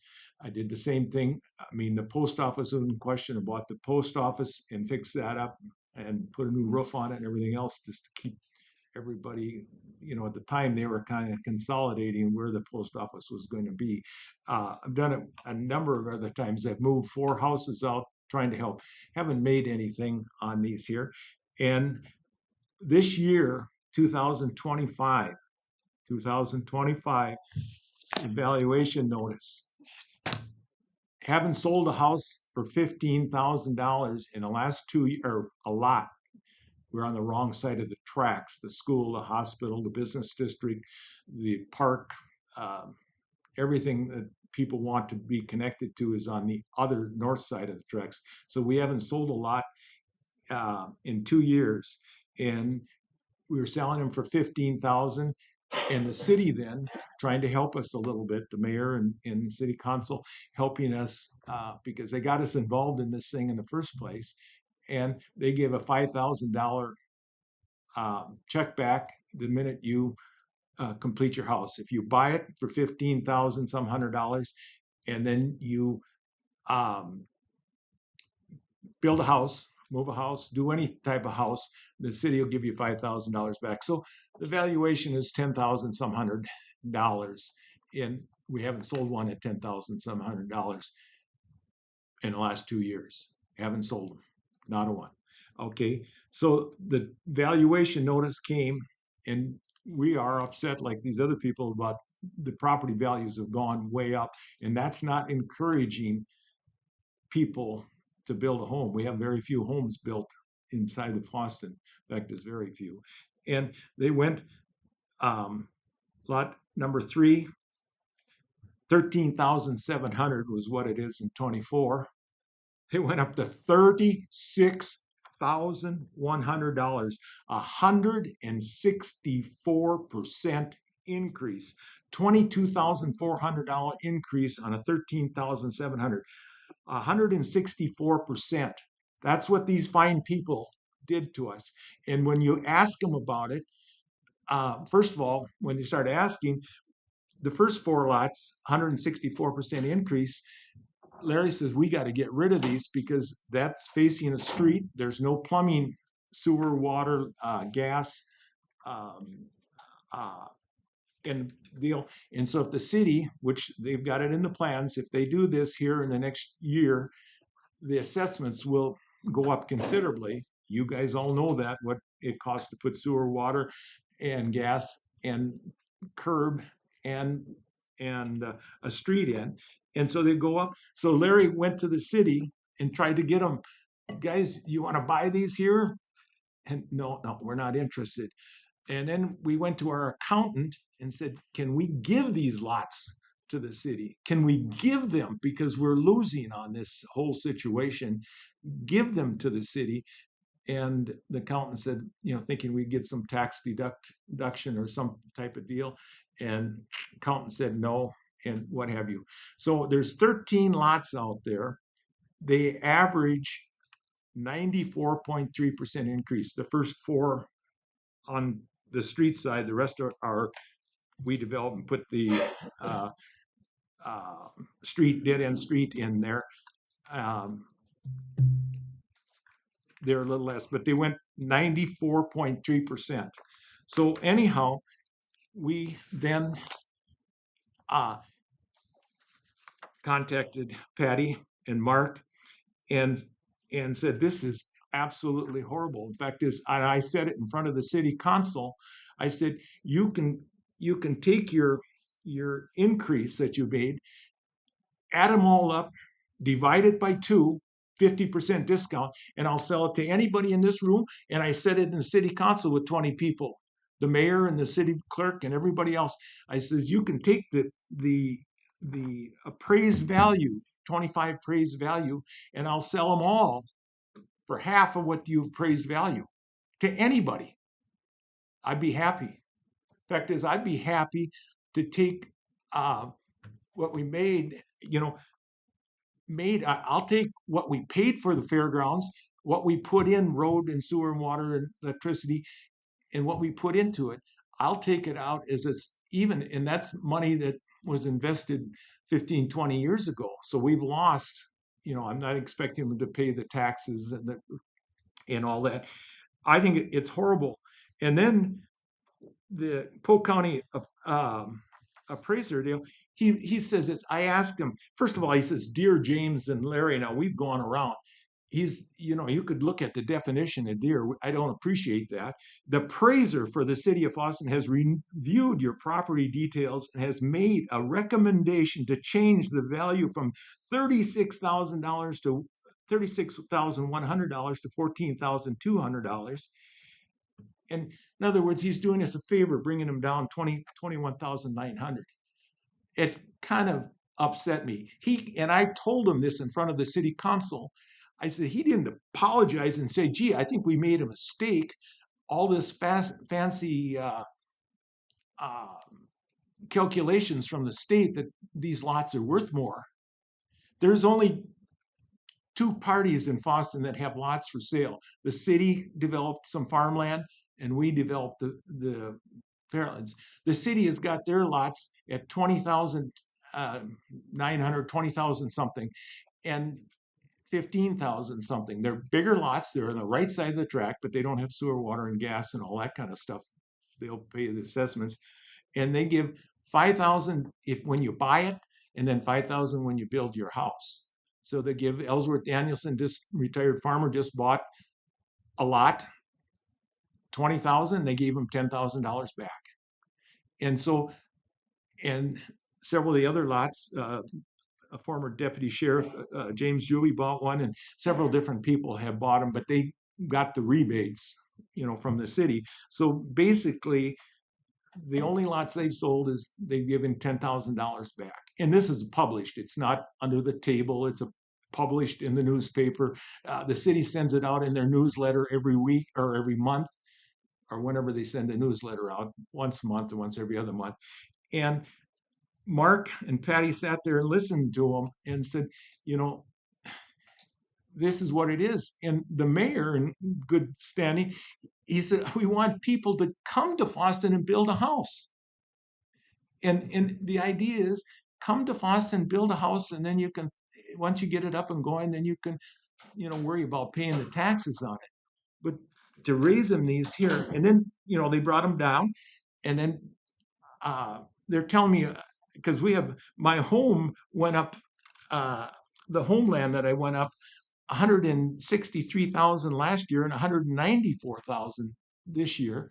When I asked them at Brandsville meeting, well, this is what the legislature is demanding that we do, to give it 95 to 105 or 110, whatever it is, percent. And so I say, okay, I don't know. I'd sure like to know if any of you would sell your homes for what you're appraised at. I'd be interested if you sell them at what you're appraised at. And it's just way too much. So, but here on this Fairlawn price, we can't sell them at 10, and so then they want them at 14,200, 14. And then Patty called me and said, okay, we've agreed to bring them down to the 10,000. And then she said, this Brad Aberbeck, And I called him, never doesn't even know where Foston is. He's from Duluth. And he says, well, it's all up to the county board. He says, leave me out of it. It's up to the county board. And, you know, what I told Mark, whatever, you know, just we normally don't do that. But he says it's up to the county board. But I guess the thing about it is on these things here, you know, I'm not selling, or well, these lots I'd love to sell, but my home, it's not for sale. And you keep raising this taxes and you drive it out. And Foston is in a world of hurt because almighty Essentia Hospital is trying to drive our hospital out. We had 275 employees working out there 2-3 years ago. We got 165.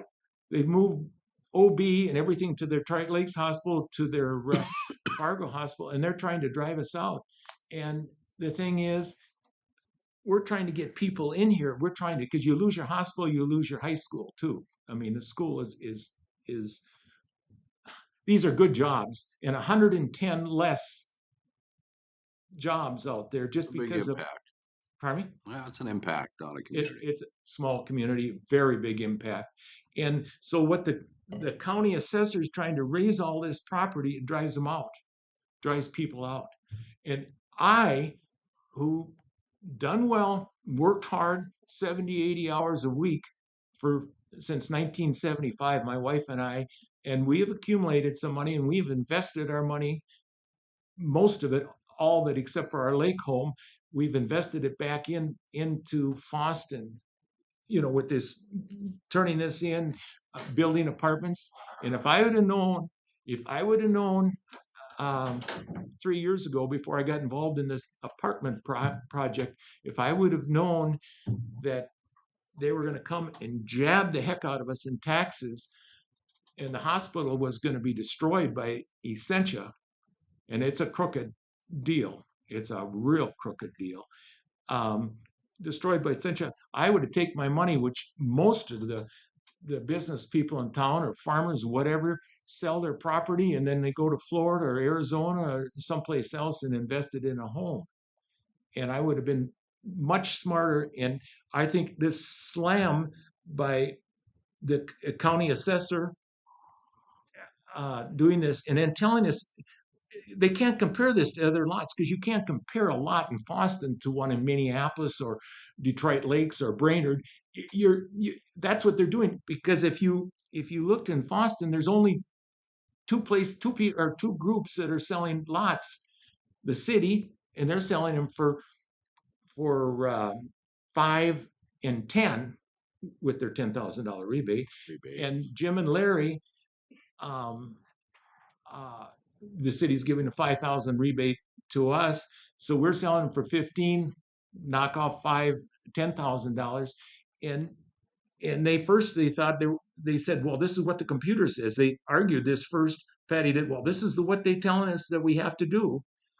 Well, you know, maybe it's time the county commissioners start worrying about their cities in the county, because you know what? Foston ain't going to be worth very much if something happens to that hospital, because then the high school will be the next thing. And you know what's happened to your other communities that have lost their high school. 2 weeks ago, we invited the mayor of Foston to come in.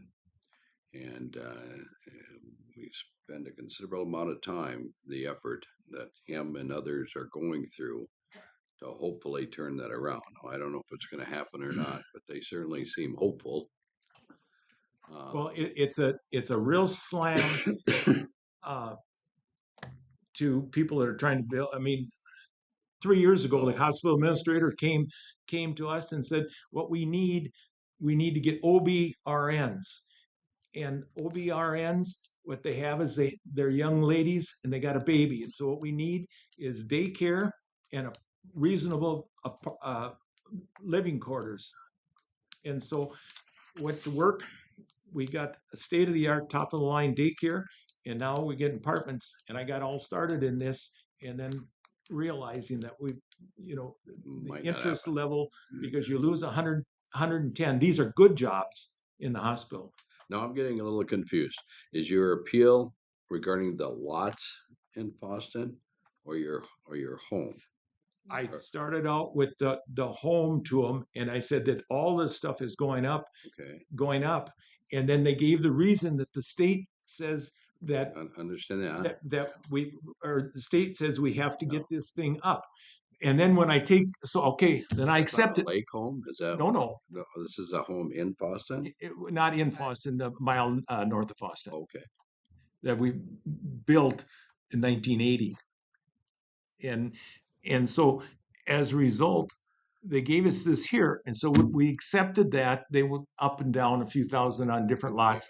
And then the idea, because they said, well, you wouldn't sell it for that price. Okay, maybe not. So then they come to the fairgrounds and they said, well, this is what they're worth. You wouldn't sell. And I'm telling you, I'd be happy to sell them half of what they appraised it originally at.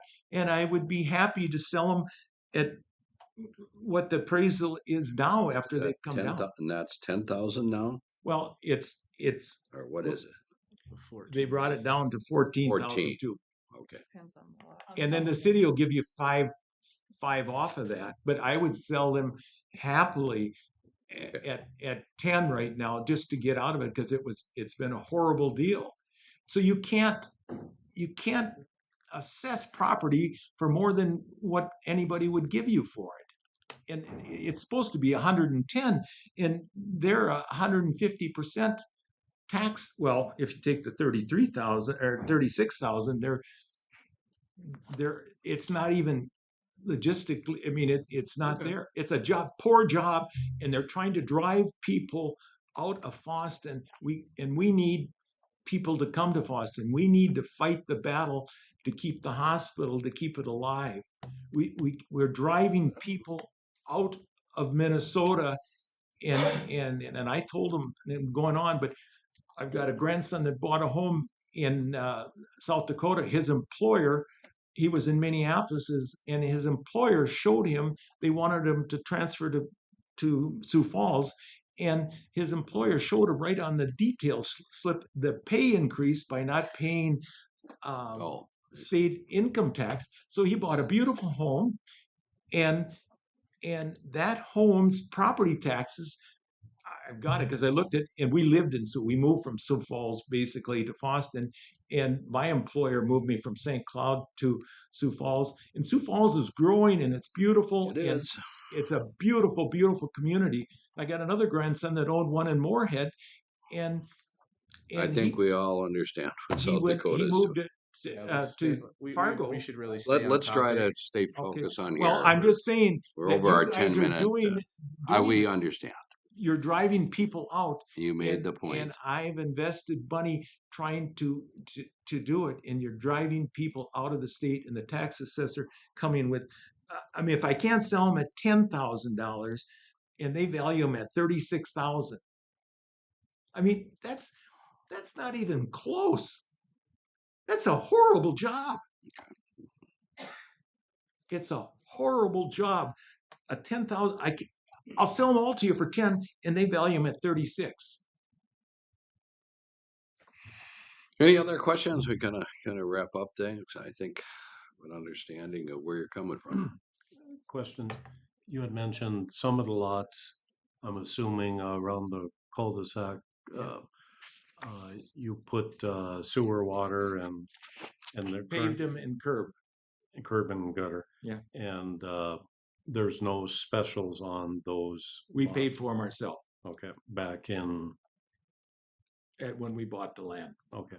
We developed, and then we gave the city took over the maintenance and the snow removal. And you had said earlier, along that street up there, or whatever street that is. That one? Right there. Yeah. Yes. Those lots do not have specials on them. No. And no sewer, water. And the city plans on doing it when they sell. This year. Or this year. Okay. And there's the ones that they've valued on this here deal at $36,000, and then now the trouble is we're getting these specials. When the city does that, then their procedure is to put the I'm gonna add those to the specials statement. And so then they're garbage as far as we're concerned. Yep. I mean, you can't sell, if you can't sell it, if you take the $36,000 appraised value and then add on a couple $1,000 worth of specials, whatever it takes. But it's a lot because you know what costs to put streets and gutters and stuff in. I don't know. I think that the tax assessor has and never apologized for, I thought, if they could have said, gee, the computer made a mistake, okay, they would be in the retail business and you overcharge somebody 163%. I was in the retail business for 50 years and successful at it. I would apologize, probably give you the order. If you do that and not apologize, that customer would never darken your floor again. And they didn't have the guts to come and say, you know what, we screwed up. This computer program was false. It was a bad mistake. Sorry about it. And then we'll get it straight.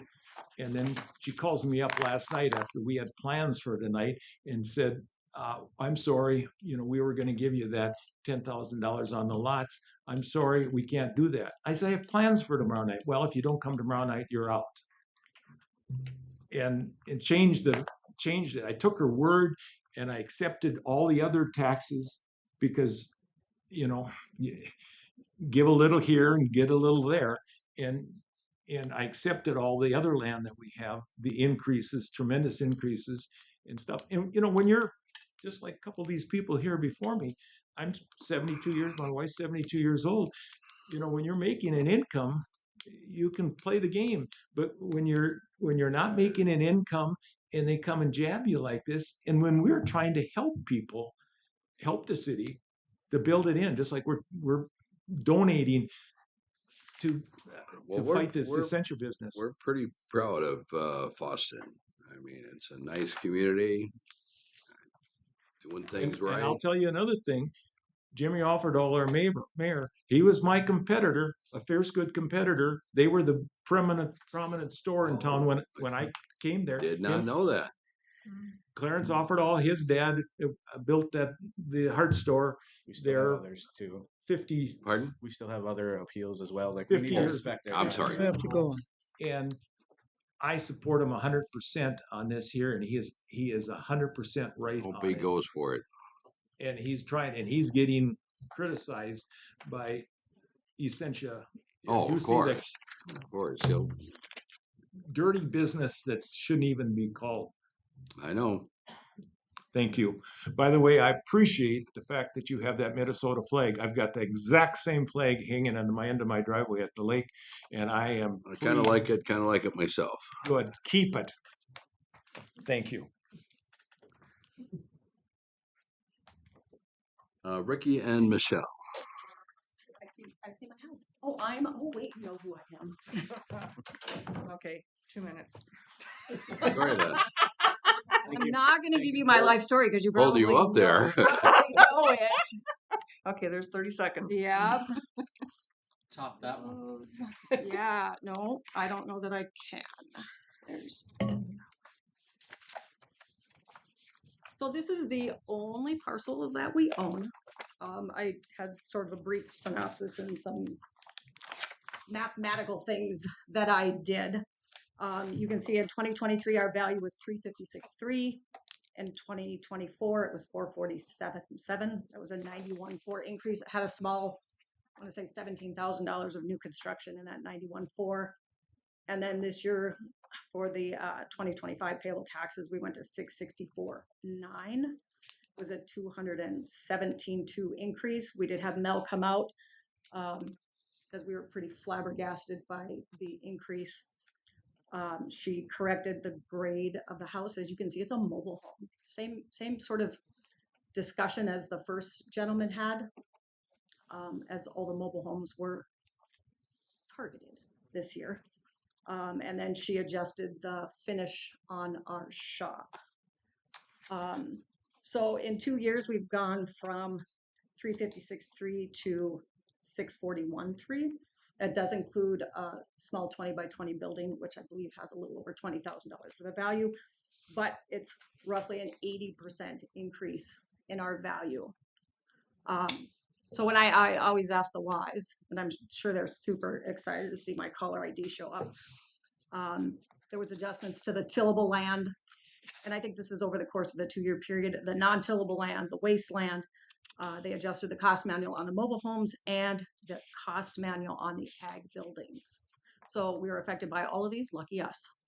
I think that we can, as part of the assessment process, when they identify needs, you know, whether it's the tillable land or the non-tillable land, whether it's the houses, the ag buildings, whatever the case may be, I feel like there's a piece of it that's been lost, is the ability to look at the whole value and go, gosh, this seems really high for what's here. And that's our particular beef, is that we have a property that is supposedly worth $641,300, and we live in a mobile home. It's a mobile home on piers. There's no linear wall. There's no slab.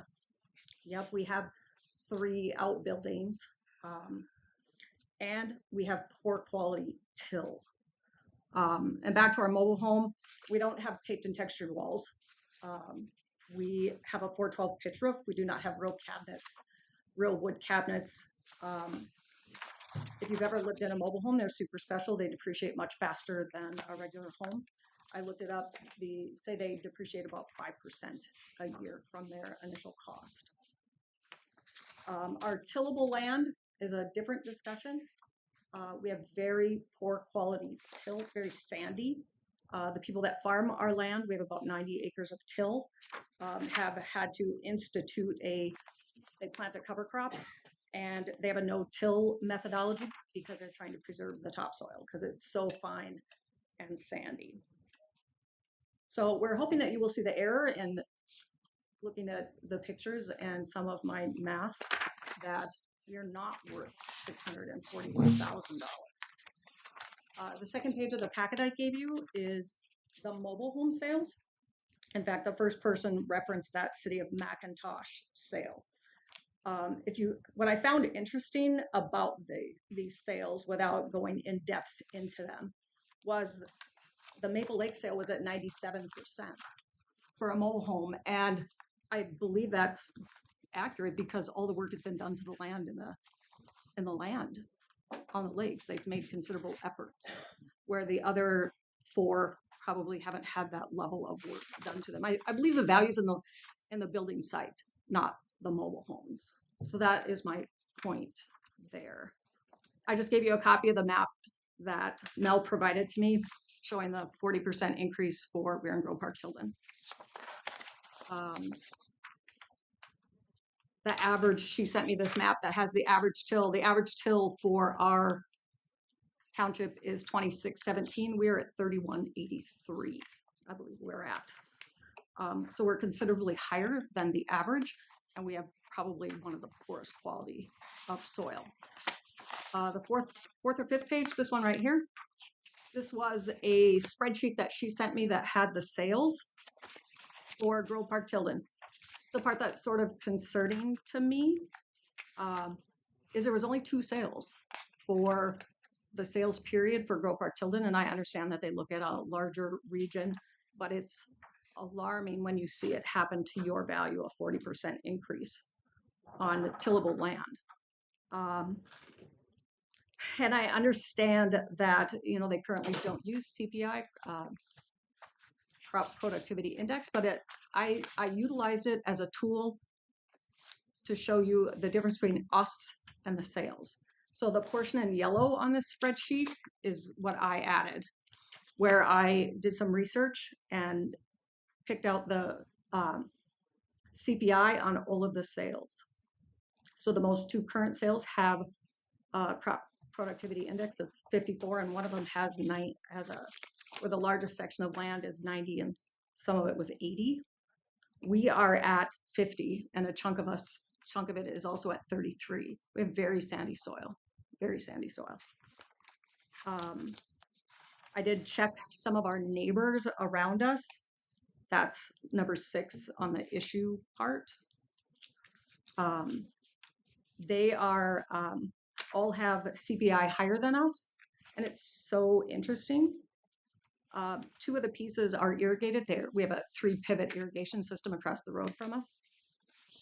And their values are less than ours per acre. Yep. Super, super interesting once you start digging. So if their per acre till was 3,068 and one piece was 2,974, we have a lower CPI and we're at 3,183.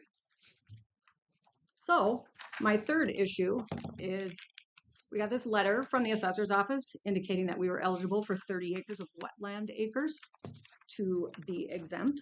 So I filled out the form, dropped it off, and come to find out we were only granted 10.5 acres.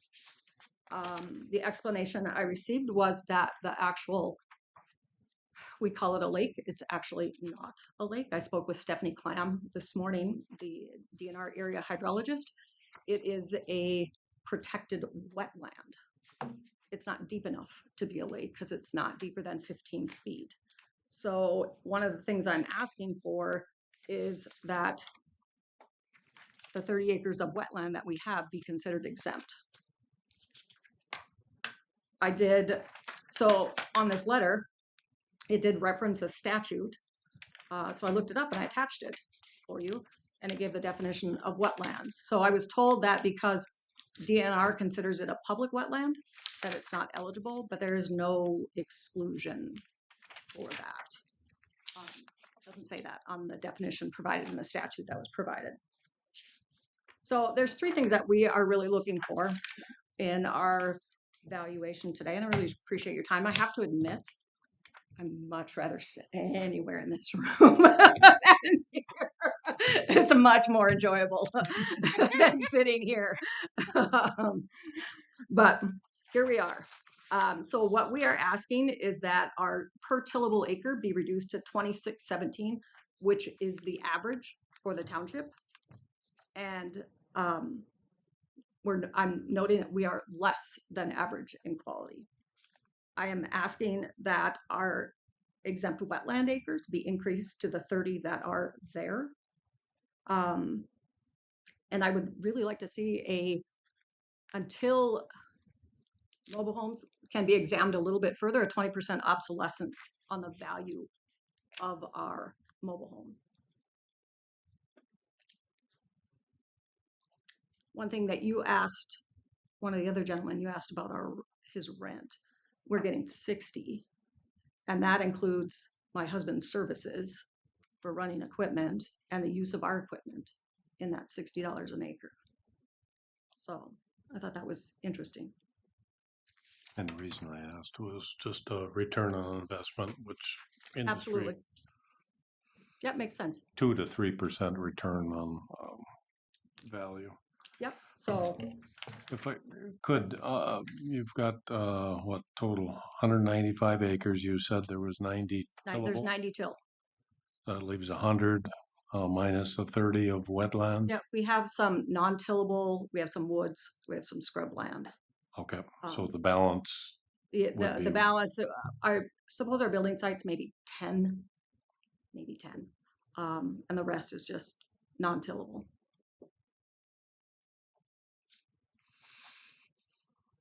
That's what I have. I think I did it in under 10. Right around it. It's not a race. It is too. When Andy's got signs, I saw them. 1 minute remaining. It is too a race. I should have held it up for you. Can I mention something here? The county board can't exempt property. Well, then I'm asking you to do it. Yeah, we can sure talk on that. Yeah. The other thing that irked me about that, so the letter says, yeah, Michelle, you're going to get 30 acres. I didn't get anything that said, no, Michelle, you only got 10 and a half. So they can do their part and then you can do yours. That's all I got. Thank you. She's still trying to be the queen. Trying to be? Trying to be. Always will be, right? Queen underwear on. Stop it. Can't help it. Okay, that's all I got. Michelle, what's your number? My phone, you want my phone number? 289-1239. 289 what? 1239. 1239. You guys have missed me, haven't you? And the terminology for manufactured home Well, no difference. Our terminology is we call them a love shack. That's the I kid you not. It's a love shack. Okay, we have some staff recommendations that we need to review.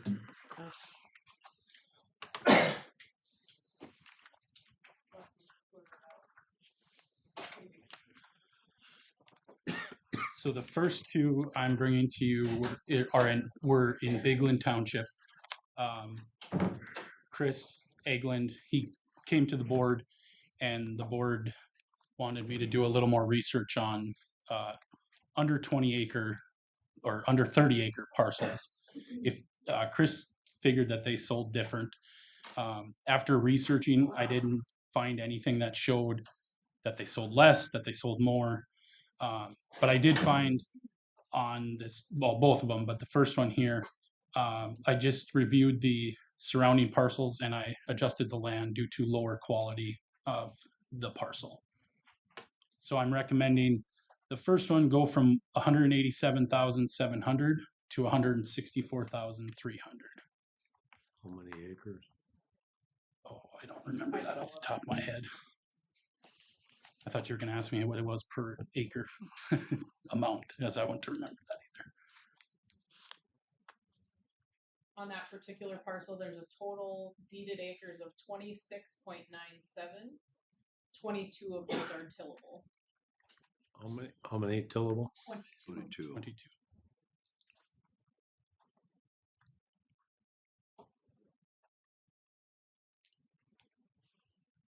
Do you guys use CPI on any of these?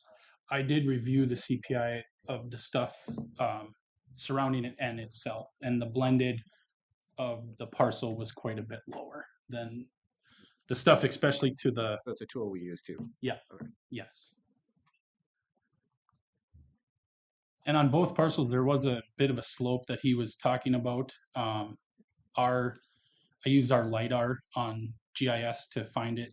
It's about 10 foot on this one, but he's still farming it and it doesn't appear to affect it as much, but it is the lower, that's where the lower part of the blend comes from.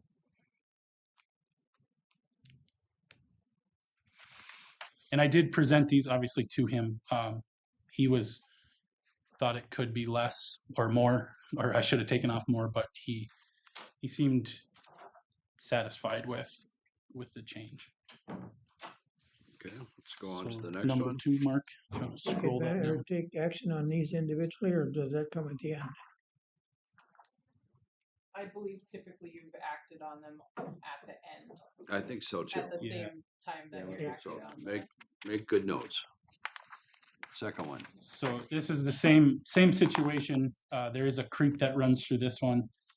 We already picked that up as waste. Again, the lower section or the south section there, it is a little bit lower CPI. This one, it blended, it's very similar to its surrounding properties.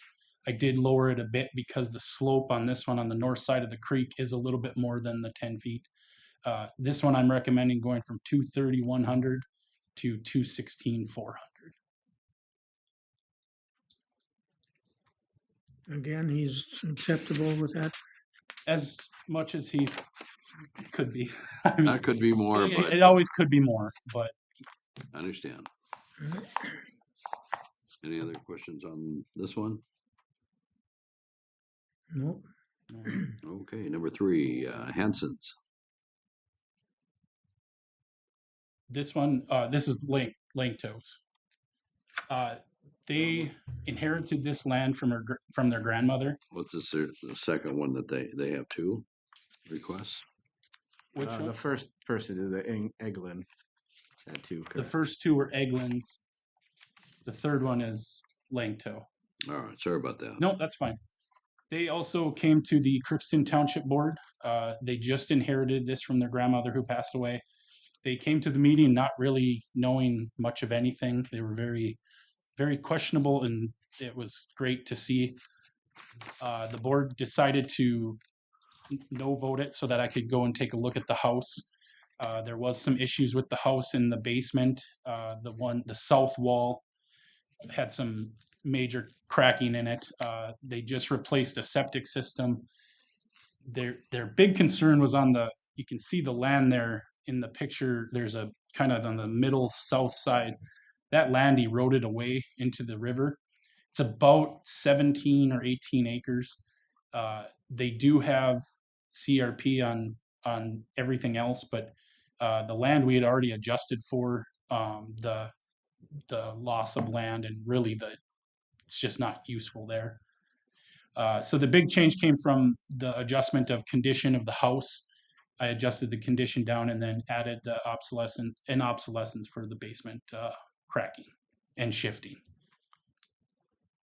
And then I adjusted their egg buildings. They had a couple of outbuildings, a Quonset and a slanted wall steel utility. I adjusted them to our current standards for utility buildings. So this one I'm recommending going from 500 to 472 even, 472,000. Again, I talked with them and they were okay with it. They thought it was going to be more also, but they do have quite a bit of land. Not only the chunk that's in blue, that middle, we can only highlight one on the GIS, but that middle part is all non-till, and that's a part of their land too. So, and that is all I have. Any questions on this one? No, all thank right. you. Thank you very much.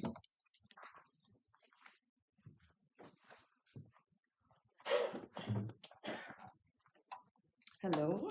Yeah. So the next one would be Mike and Casey Hansen. So Mike came to the King Township local board and had concerns about the value of his land, which is pictured there. And Mark and I were there kind of looking at it. Just a quick glance as we noticed that the waste was previously only at 1 acre. So we asked the board to vote no change. So went back to the office, did some aerial views on pictometry, GIS. So the big change was taking that waste of 1 acre and moving it up to 25 acres. And that would be taking from the non-till that was previously on there. So so going from the 147,300, my recommendation is going down to the 117,100.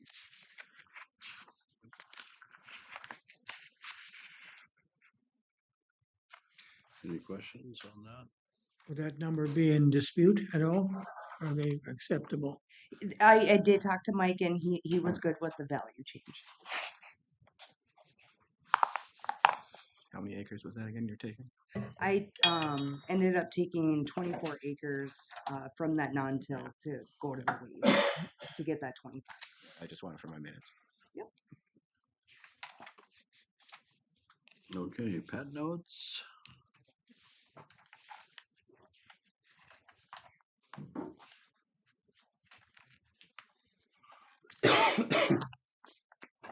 Oh, good evening. I have 3 different parcels that Jessica Christensen attended the Gently local board as representative for all 3 parcels. So we'll start with the 119 Marion's parcel. Their concern was that these are gravel pit areas that they've had gravel pits in, and so there has been a change to how many tillable acres are within the parcel after the gravel has been removed. And so I made adjustments on this parcel to adjust the tillable, the non-tillable, and also road acres that were on the parcel. And then I added waste acres for the wet areas that are now water from taking the gravel out. So that with that, it was an adjustment of $21,800, going from $236,000 to $214,200. Did we get any FSA maps on this one? Jessica did reach out to FSA. They did send me an email or sent her an email, which she forwarded to me, indicating that they do not have any FSA tillable data on these parcels. We did find a map in our records from about 15 years ago, but that obviously with my measurements with the aerial photos that is not accurate anymore. That's why I was wondering, because isn't it normal office practice not to make adjustments to tillable without an FSA map? Correct. And when we're told from the FSA that there is, They said that they do not have any data. and that's from the landowner telling you that because the FSA won't give you stuff, correct? Correct, yes. She was directed to contact them, and then she forwarded me the email from the FSA technician that she spoke with. Mark, how do you handle that? If they don't send one, Well, if there isn't one available. yeah.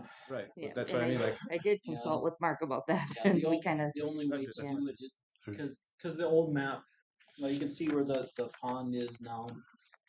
The old map had the non or the till cropland was still going through there, and the only way to do it was by aerial photo measurement. And yeah, ideally, we want FSA maps. How long has the current owner owned the land? I'm guessing this has been in family. There were no sales recorded in our data that I So had at access least- to on at least Vanguard. 20 years. Because there is a FSA process to bring land history back, but apparently the owners never filed for certified any acreage or crops or anything, never enrolled the land in any program. But there is a process through FSA to bring it back into, which would have to be initiated by the landowner. I don't believe it obligates them to certify acreage each and every year. I don't believe, but there is a process available to them. Just as a side note, this parcel has been in Marion Patnote's name since October of 1983. Thank you, Annalie. And it might be under the old owner. The farm program filings could be under the old owner. Sure. And that would be even easier to bring forward by the current owner. But it's going to have to be landowner. Yeah, I was Right. just gonna say that. Yeah, the we don't unfortunate have- thing is yeah. we can't Yeah. prompt that, and back in the day I worked at the FSA office here in town, so the Freedom of Information Act restricts anybody but the landowner from getting that information. So that's puts our office in a bind now when trying to get updated information. Yep. No, my question was simply to find out what our office policy is when we can't get a map. Sure. I did contact Jessica about this value and provided her the new value that I came up with, and she indicated she would speak with her family and let me know if they were not satisfied. And I have not heard any response from her, so I suspect that they were satisfied. Okay, let's go on to the next one. Next one would be the parcel owned by Suzanne Patnode, which I believe was an aunt of Jessica. Again, used an aerial map to remeasure tillable and non-tillable acres and made adjustments to those and added waste acres for the area that's kind of running through it for drainage, and that was cut into it for the gravel. The original value was at 110,200, and with the remeasuring that reduced it to 97,900, which is a $12,300 reduction.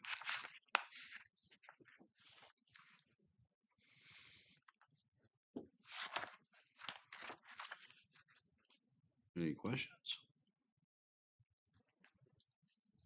If not, let's go on. Okay.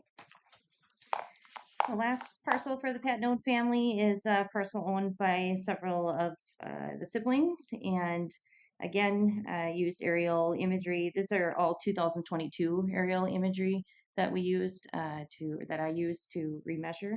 And again, on this one, I adjusted tillable and non-tillable and added waste acres for the wet areas. It started at a value of 117,900, and I reduced that to 84,800 with the remeasuring. And I have my math on that one apparently. From 117,900 to 84,800.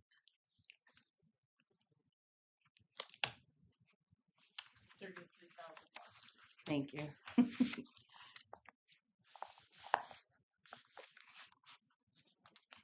Any questions on that one?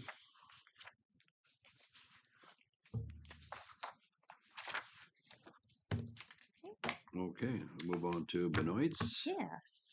So my last one is for Greg and Joyce Benoit. Greg attended the Gently local board and had some concerns about the increased value on his property, largely centered around the fact that they have 2 residences on the property. However, the old residence is no longer functional in terms of most of the utilities. It had to be disconnected from septic for planning and zoning for the installation of their new septic on their new home. And the heating system is no longer functional, which then resulted in the water needing to be turned off to prevent further damage. And so essentially they're using that as a storage building at this time. And they have hopes to maybe have someone buy it and move it off, but at this point they haven't been able to find anyone to do that. So we started that, and then I also made adjustments to, with doing an interior review on May 17th, I did make adjustments to put the ag buildings to our current office schedule that we've kind of discussed a little bit tonight. We've had changes in our manual to change those buildings to steel utility buildings, and so I did do that and picked up some finish in the buildings and some things that hadn't been viewed previously without having access inside. But with that adjustment to the second residence and picking up some new things that weren't seen before, that resulted in a final value of 403,800. We started at 412,600. So about 8,800, I think is that one. Yes, $8,800 decrease.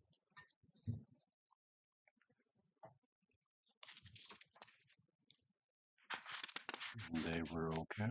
Yes, yep, I did speak to Greg, and he was satisfied with the changes I had made. Anything else? Moving on. Thank you.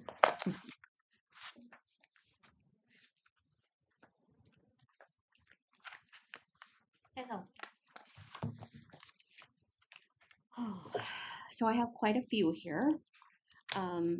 My first one is in Columbia Township.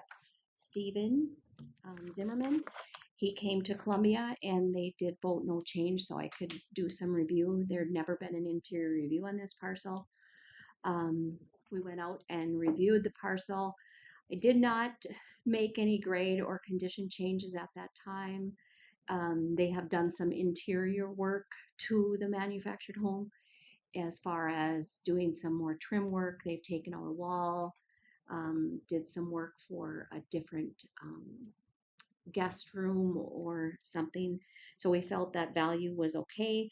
Most of the value change on this one was due to looking at the DNR wetland finder for exempt land for wet.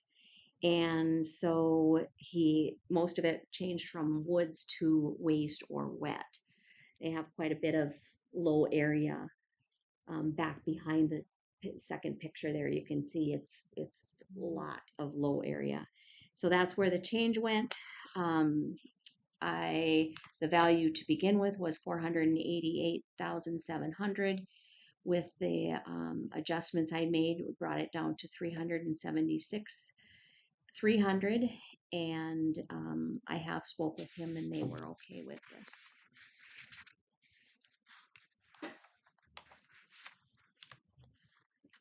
Ready for the next one? Yes. Okay. The next few here are Becky's, Jim and Nina.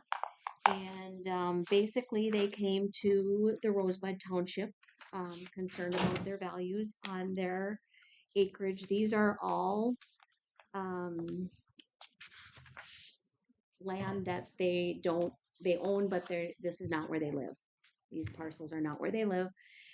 So I did a reevaluation. I had them send me their FSA map. They got that all information for me.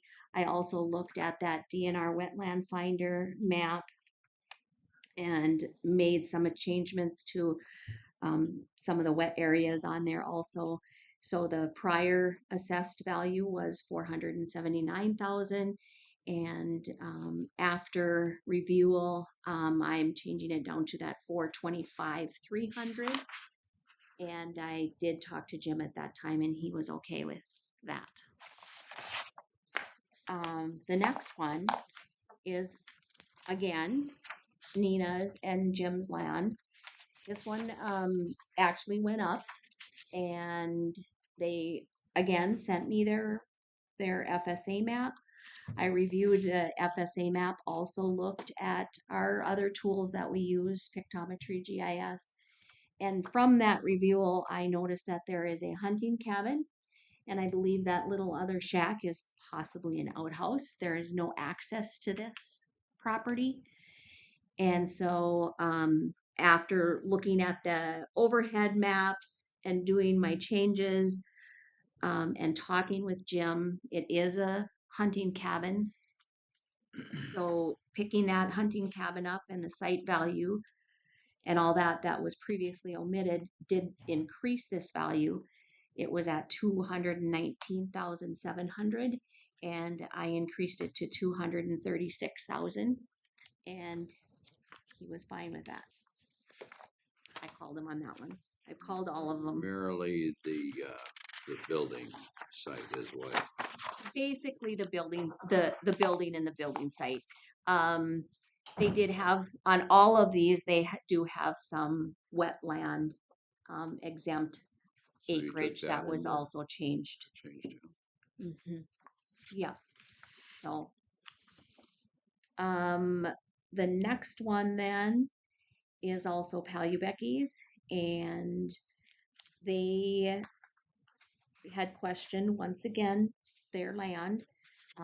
I did have the FSA map. I've also looked at all of the overhead views that we have, and mainly once again this was due to the wet acres on the wetland finder. There was some change on that, and also I think what at least these were seeing is the non-tillable rates going up so high that that's where they were concerned, but this one is a lot of tillable. So the prior value was 439,400, and I have reduced it to 415,200, and they were fine with that. Last one of the Becky's, same thing. They gave me their FSA map. I reviewed the tillable. I reviewed the overhead views. The prior value was 454,300, and I reduced that to 425,300. And again, they were fine with that.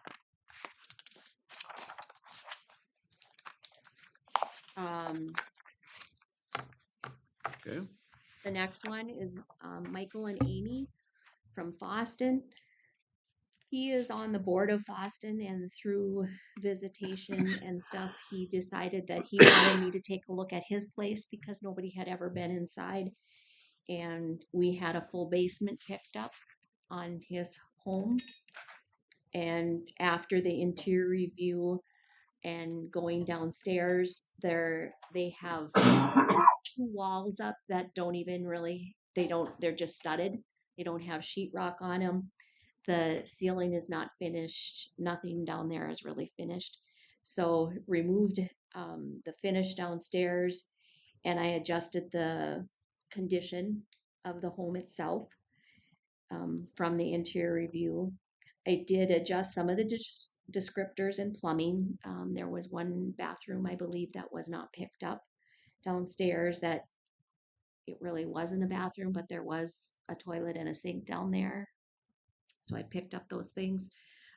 They also had a fireplace in the family room that was not picked up prior, but due to that no finish in the basement, That was in the down. basement, lower level? Yeah. What was in the basement? You said the fire, That was in their family room behind the garage, but that wasn't prior picked up. So I gotcha. with going both ways kind of here. The prior value was 283,600, and I dropped that to 256,400, and they were okay with that. Next one, Karen Deerdahl is lives in Boston. She is a renter. She buys houses and rents them out. So all of her properties here are rentals. She came to the Boston board. They once again voted no change, so I could take a look. I hadn't been in any of the properties we're going to discuss. This first one is right on the main road, and it has 3 apartments in it. There's one way up on top, and then there's 2 on the bottom or the main level. What I found in the review when I went in there, it was more, the structure is fairly good, but it needs a lot of work. So the grade was a little high. I adjusted the grade and the condition, which did bring it down a little bit. The prior value was 222,700, and I dropped that to 191,200. Is this a home that had additions added to it? There's also some additions you can see on the back side, and it's partially not complete, or it's like completed when they did that addition, but they didn't do the whole thing. It's right on the main drag. It's a huge place. Looks like it. Yeah. Yeah. It's across the street from Cornerstone. Yep. So the below renters would not let me in, so I only got into the upstairs, and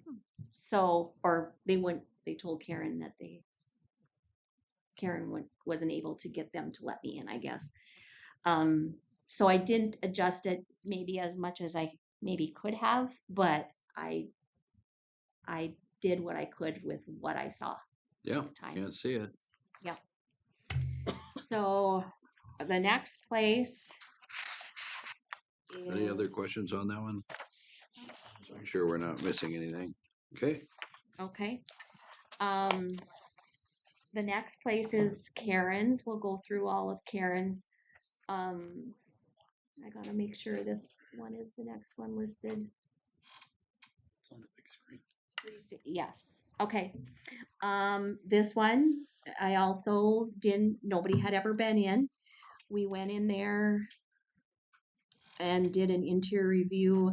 The basement is totally unfinished, poured concrete walls. Basically, it's its age. They've done a little bit of upkeep. They've changed some windows. Still has some plaster on the walls. It looked like water leaks only when heavy rain is what she said, which might be last night, but it wasn't as bad as what in comparison to the age it is. So I told Karen that, you know, the bones in the structure are there. It does need a little bit of work, but so I did adjust the grade a little bit and the condition, which the prior value was 100,800 and just bringing it down to 97.6. And she agreed that, you know, when they've done some nice work on the outside, the problem is that they don't do it on the inside. So, next one is also Karen's.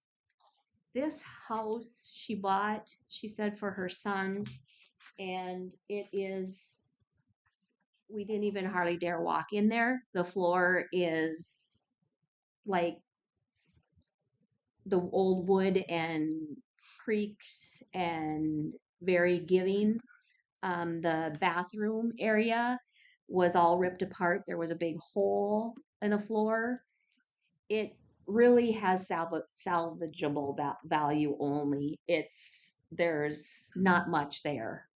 And so this one was at 20,100 and we decreased it to that 5,300. They're talking about tearing it down, and the city told her that, I think the biggest thing is that the city, it was such a small lot that they couldn't build on it again. So with that value being that high, but after seeing it, it needs to be torn down, and the city did change their lot size so that somebody could put something on there now. So all of these, with Karen, I have spoke with her and she was fine with them. And then the next one is Question, how many square feet in this lot? on the Boston one, on that little one. Yep. In the lot. 5,500 square feet total. Is that about a 50-foot lot then? Is that what we're looking at? Yeah, it's on square footage, so. Yeah, you just changed it. It's south of the tracks, facing the tracks. Yeah, kind of like back behind Lapierre's gas station and stuff, right? Yes. Yes. So you can get that excellent train whistle in the middle of the night. It is a 50-foot. 50-foot lot, okay. Yeah. Live anywhere in a small town without getting that train whistle. You don't have to live in the town, you get the train whistle. I live in town and I still hear it. Okay. Yeah. The next one that I needed to go back to was Scott Wynn, right? Yep. This one I had been into in, I believe, 2019, maybe 2020, and they were really hard working on it at that time, but they were going to do a lot, and they had big plans. And she moved to Alaska, and her brother lives there. And so when I was there prior, I had until complete obsolescence on it. They had really no flooring in the kitchen. There was a big hole. They were going to be doing a whole bunch. I had went back and removed that obsolescence, believing that after how many years, and they were so gung-ho, it was going to be done. And he came to the Boston board, and so I did an interior review again, and it's in worse shape than it was. So I did add some more obsolescence on there again. Also, there was 3% obsolescence for the upstairs. They have a bathroom up there, but you walk through, like in older homes, you walk through from one bathroom to the bedroom to the next bedroom, bathroom, bedroom. So you're walking through. They did add a shower up there, but it's on the lean, so the ceiling is like this, and then the sidewall is 4 feet high. So I adjusted this one due to mainly the condition. It was at 100,200. and I dropped it down to 81,400. I'm sure you went low enough. It's pretty big. Okay.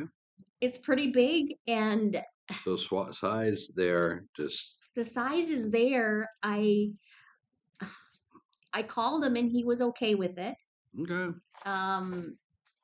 It's not vinyl sided, the back is, but the front is painted.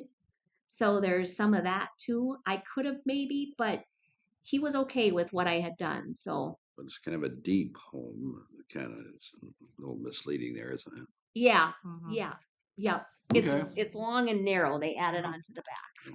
Yeah.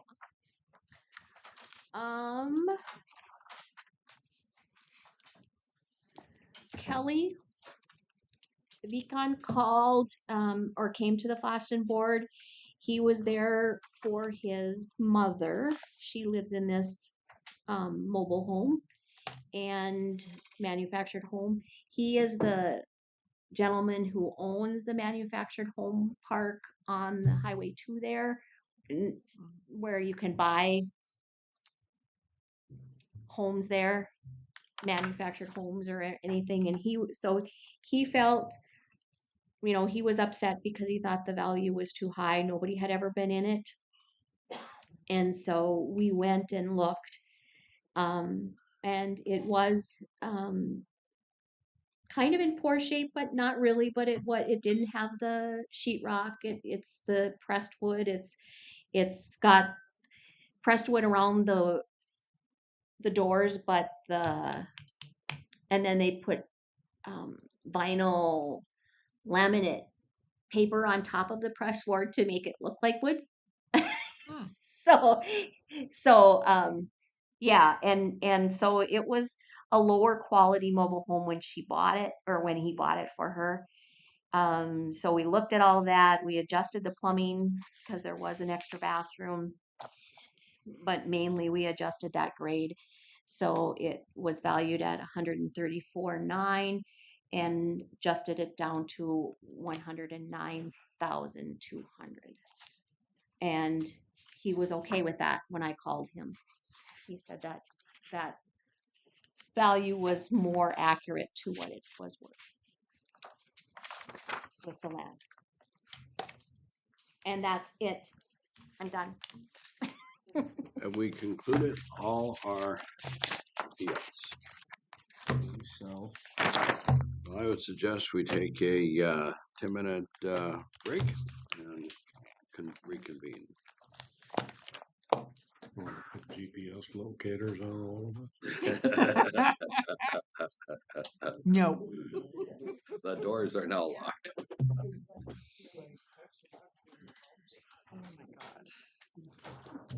What's going on with Boston? Oh, it was a quick 3 hours. I mean, It's not quite as drowsy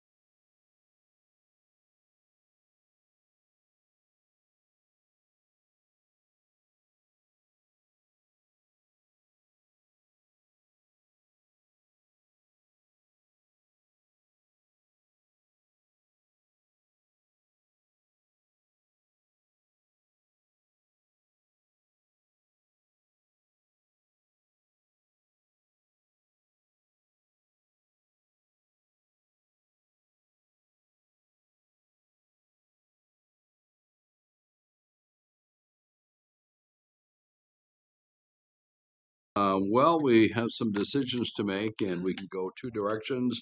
We can start with staff recommendations or we can start with the in-person appeals. What's your privy? Being we still have some public here, why don't we go through the appeals? The in-person. Start with Greg Carby. Yep, that was the first one. Let's, everyone agreeable to that? All right, yes. That was the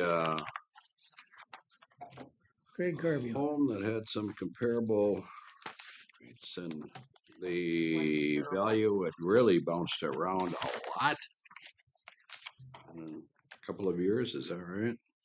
Yeah. It seems crazy. It would have gotten all the way up to, what was it? 191.6. That's crazy. Then adjusted down to 82 that same year. That was less than half. That's some inappropriate assessing, obviously. So where do we end with that?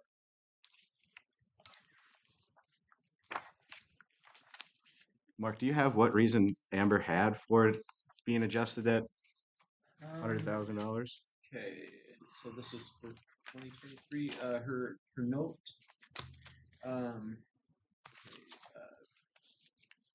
4/28/23. Interior review with owner relist home relist as a manufactured home. Adjusted the grade and the condition due to the addition during the Q3 check on garage. I'm not sure what she's talking about. So it basically is relisted as a manufactured home. And dirt crawl space.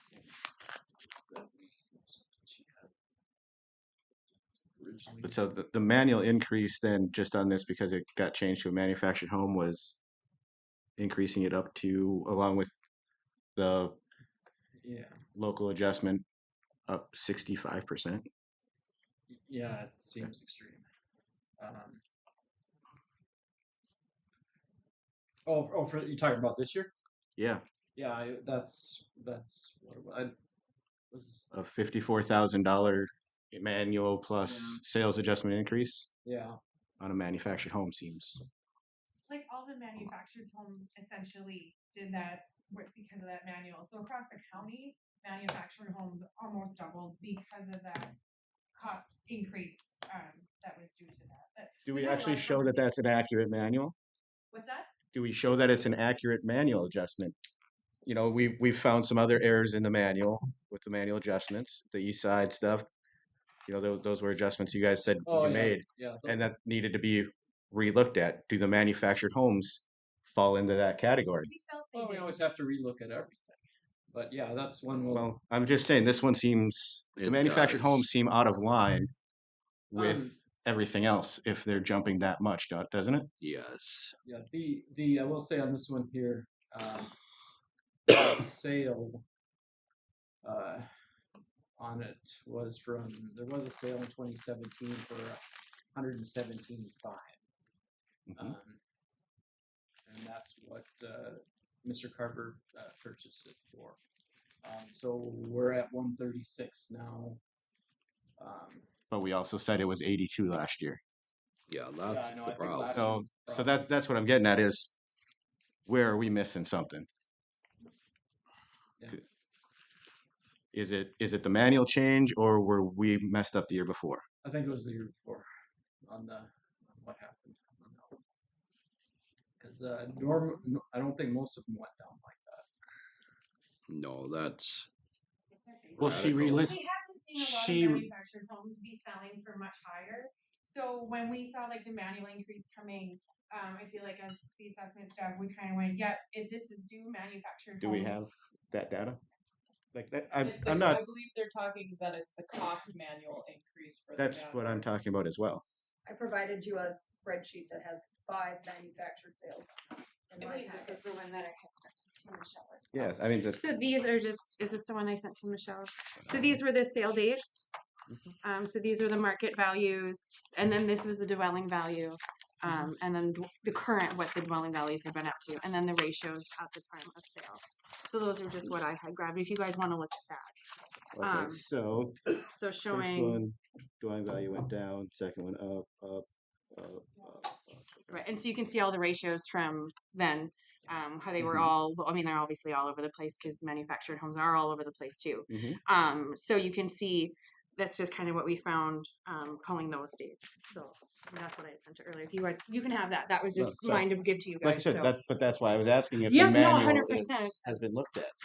Yeah, I like I said, I feel like we all kind of felt like when we had those increases in the mobile homes, it had been due just people are paying more for them now than they have in the past, and that's where, you know, yes, you think mobile homes are depreciating every year because it's a manufactured home and it might not be a high quality, but you know, anything from like 1990 to 1995 and newer had typically been selling for lower than what we had it at. Which is why you'll see some of these when we go into these mobile homes that we've adjusted. You know, we've adjusted quite a few of them down because we had been maybe grading conditions even higher because they weren't getting in that mobile home because they would appreciate it so much. So I guess I personally felt that when the increase in the mobile homes happened, that you know it was about time they were just selling and not losing their value.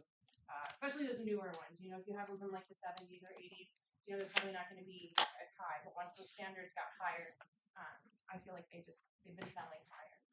So. Well, the reciprocal argument to that could be that that price point on a home, that same price point of a manufactured home or a 70-year-old house, people are going to look at a newer unit versus a 70, 90-year-old home that's needing a lot of work.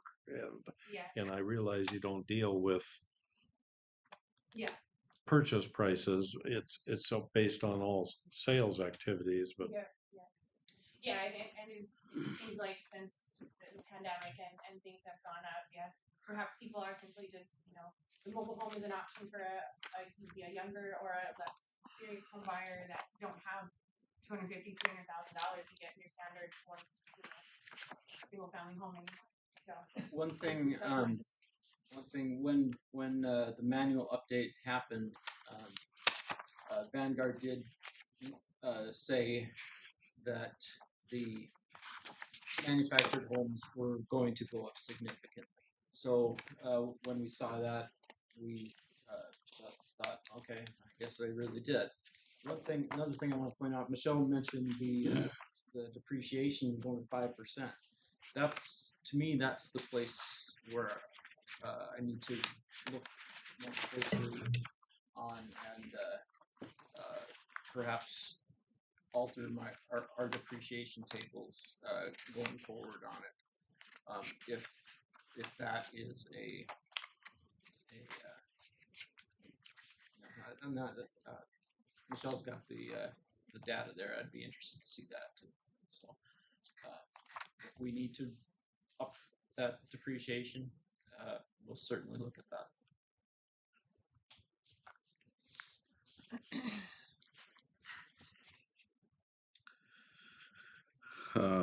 Well, we need to come up with a assessment value, and I think it needs to be less than 136,000 since we lowered it to 82,000 in 23. So maybe we should be closer to that. And I don't know what that comparative other 117,000 home, but closer to that figure is what I'm thinking. Would that 117,000, would that appreciate over the 7 years or whatever it's been, rather than go down? Well,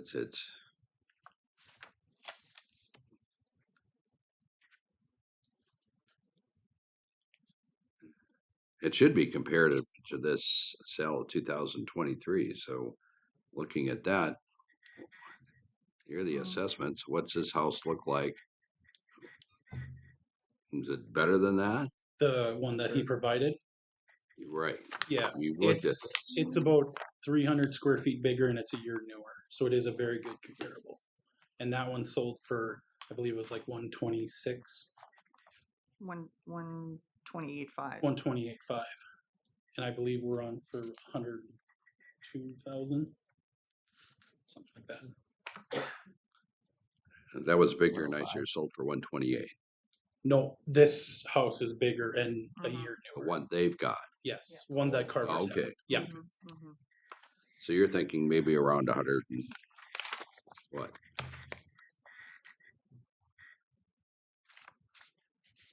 Got to be reasonable because we just said 82,000 back in 23.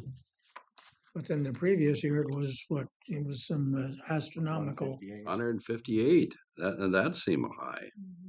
Well, that was an increase of 27%. I'll spit. Same person made the assessment.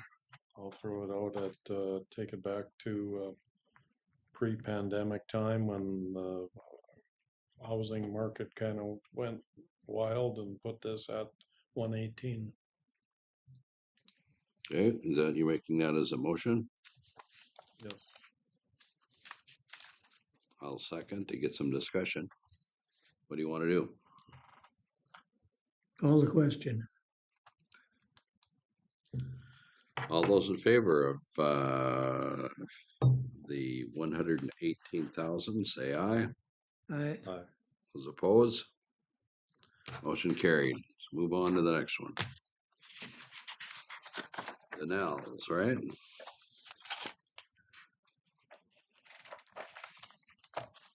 This was in Langby, right? The kind of the two buildings. He had purchased it for 32.5. Is that what I recall?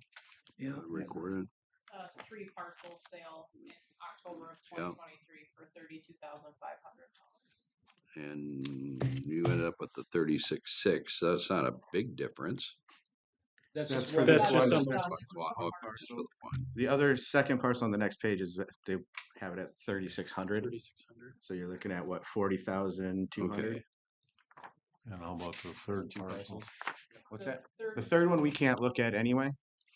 It's in Columbia. Because that's in Columbia, where he did not take it to the local board, so we couldn't make any changes to that. Okay. If we wanted to. Kind of confusing. So yeah, so we just have to look at the two that are here. 40. What was All the right. total? 40. 40,200, if my math is right. Did that 32,000 include both parcels? The previous. 32.5 included 3 total parcels. Right. Okay. What is the value of the other one, just so that we have a comparison to add a total on these 3? 12,302.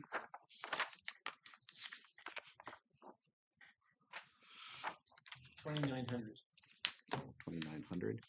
So 43,100 for all 3.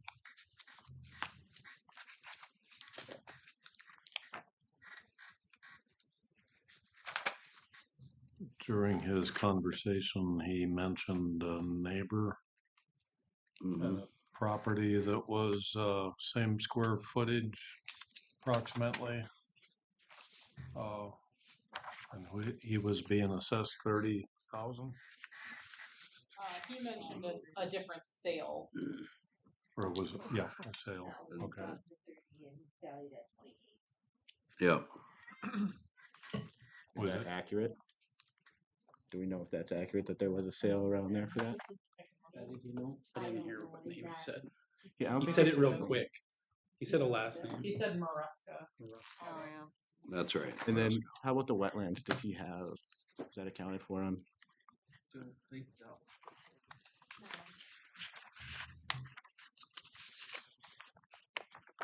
This one's building Or is it site. just Yeah, because he said 2.3 acres of wetland. between the 3? Yeah. Mm-hmm.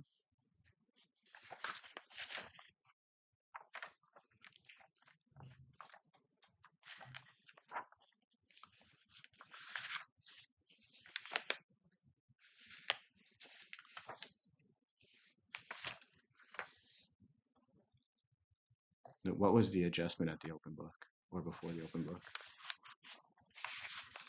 It was prior 37. No, I know, but what made us make a change? What was the adjustment? The buildings the condition of the garage due Okay. to the fire. There was a house next to it and the house burnt. Yeah, okay. And then the grade and the condition of the steel utility building. Okay, thank you.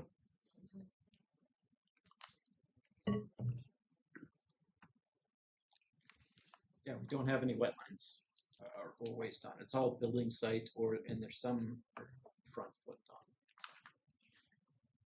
it. Is there anything that should be adjusted land-wise or no? I didn't feel at the time that I could accurately change his land yet. I didn't look at all the land because it's community city. And But we've just done it on other ones that you've asked for, on individual ones, because we noticed that they asked about, this is a gravel pit, this is this. We've adjusted land, right. recommended it all night. So did we look at this land and is there supposed to be a comparable to the wetland? land next to it, and I didn't feel that I could adjust it if I didn't make adjustments to all. Okay, so there's not like They water don't. sitting over it is what I'm asking. No. Okay. That's how he made it out to be, like part of his land was underwater. Might be after last night's rain. But always underwater Mhm. to qualify as Right, waste. right. Yeah. House up there and everything. What's on the one with the parcel with the buildings on? What's the value posted on the buildings?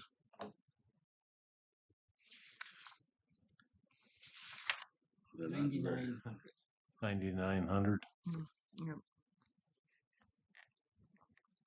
Includes both buildings at the shop, metal shop too? Yep. Yes. They look in pretty bad shape. And we have that in fair condition, which is a step below normal and a step above poor. The Vanguard just kind of changed their class. Step above poor. Yeah. I'll just spitball on this one. I'll leave the 3600 alone. 89.00107. Leave that one alone at 3600. And I'll just throw out value on this one. 89.00002. Put it at 31.5. Is that an adjustment for the buildings, you think? Buildings. Yeah, you have more idea on what a farm building would be worth when it's damaged like that. What are you thinking? About the only building that's got any value would be the blue shed. And it's going to cost just as much as the building to repair the tin.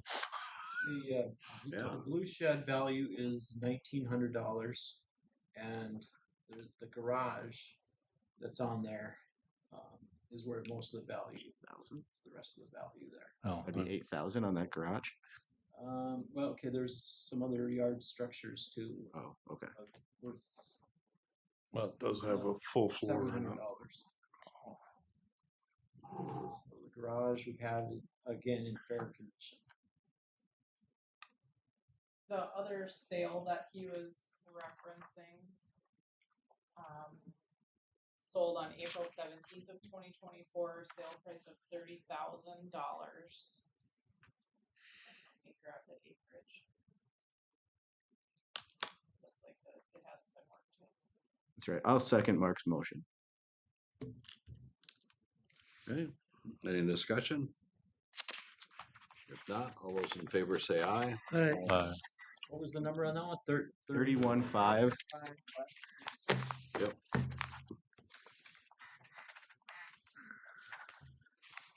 Where we go was Folks. Lee was the next person. And they didn't attend. Did you guys, are you okay with the 3,600 on this one? Yes, that was part of the motion. Oh, okay, sorry. His motion was to leave it at 36 for that parcel. Gotcha. And just yeah. Thank you. This next one on Lee's, I'm going to make a motion that we do not change from the 244,100. Second. Any discussion? If not, all those in favor say aye. Aye. Mario Sano.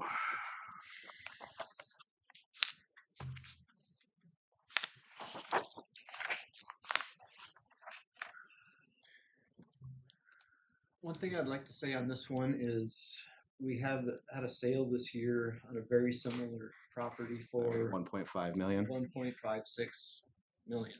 You said right across the lake, right? Yeah. Yeah, And about a another. house that's probably in poor condition. That Mel house is Mel would gonna know be, better. the house is gonna be torn down, so, you know, it's on that point, and that one point is actually so it's really got just a prime on the one, side of it, and then the other side is a steep slope.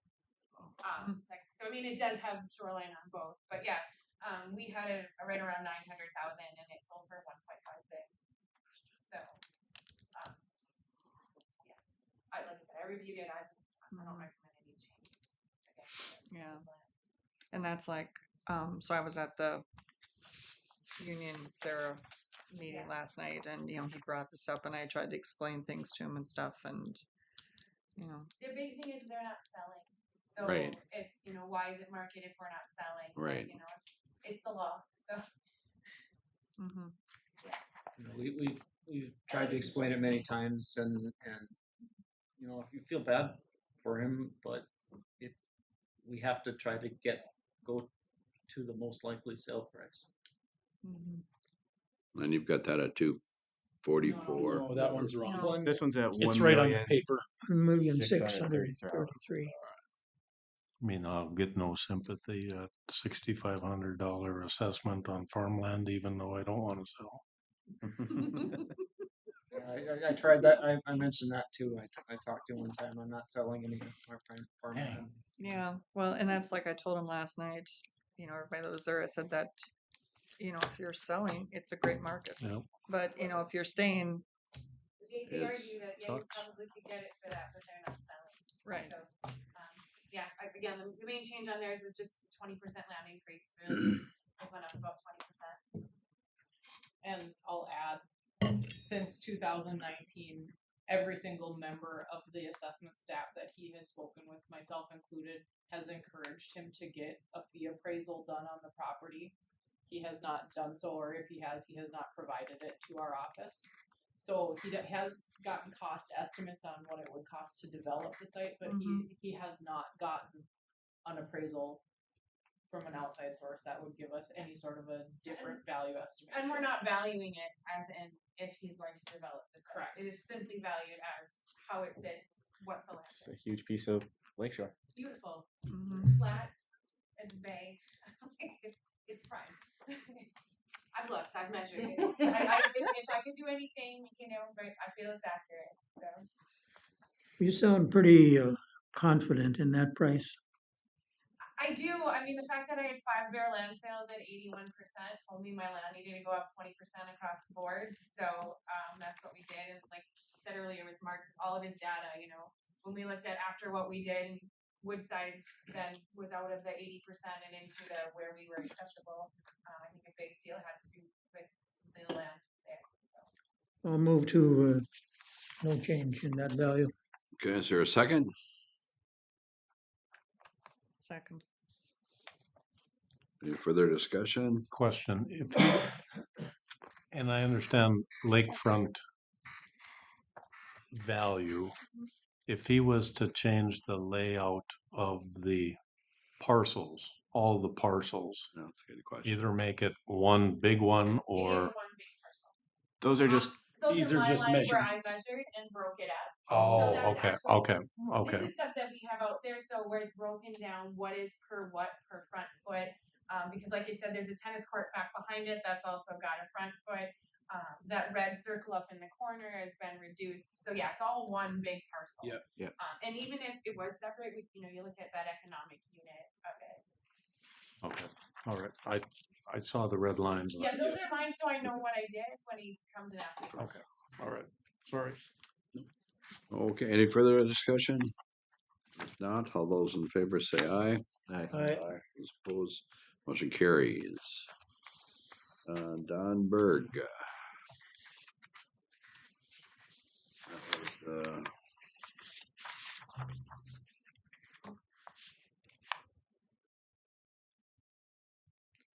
Any idea? 76,600. Is that correct? Yep. How many square feet in that one? Any idea? 1120. That's on one floor. Yeah, it's a split level house. Yeah. So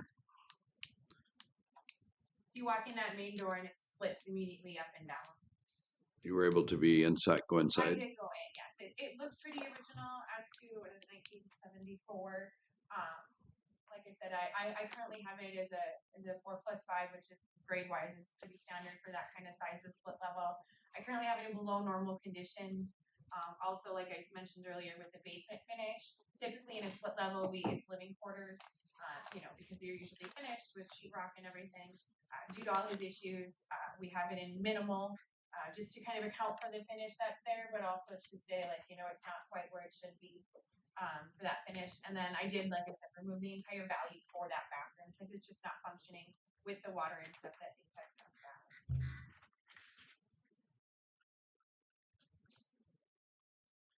Has there been any thought given to possible obsolescence for being as close as it is to railroad tracks? As he was talking today, that's really the first he mentioned anything about all of that.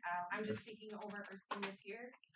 So while he was talking, I'm probably going to look at that neighborhood and see if there's any sales and see if there's anything to consider if it should be, if we're right there, if it's really affecting it.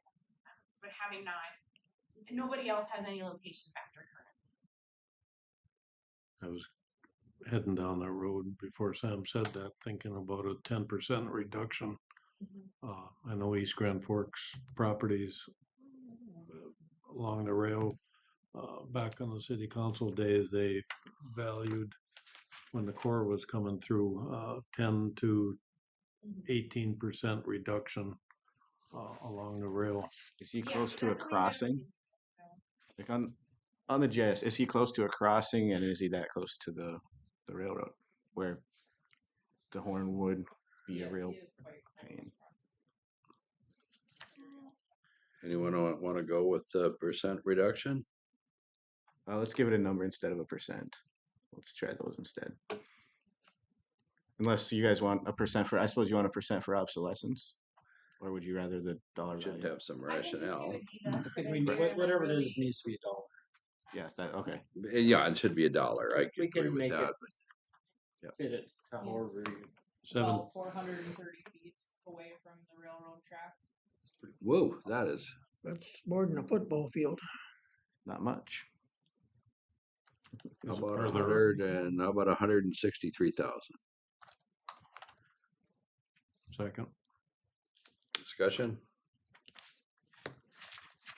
All those in favor say aye. Aye. 163,000 it is.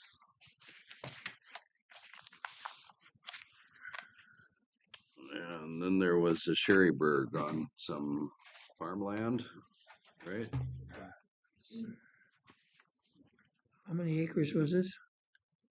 A quarter? Is it 160 acres? It's a full quarter, but only tillable of 120 and 21. Yeah, so he actually turned in an FSA map, and so I actually had to increase this one because we did not have enough tillable listed on there. And then even on the packet, you'll see there was the FSA map. There's that top corner up there that is listed as tillable. And after doing a physical inspection of that, it's no longer being tilled. So I didn't include that in those acres.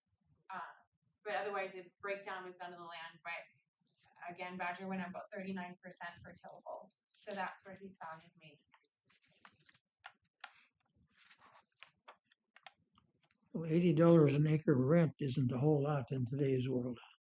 Yeah, but based on the value and tillable, it works out to about 2.46%, which is in that high prime activity land is upwards of 5 to 6% return on investment or value, and average land is from 2 to 3% return on value.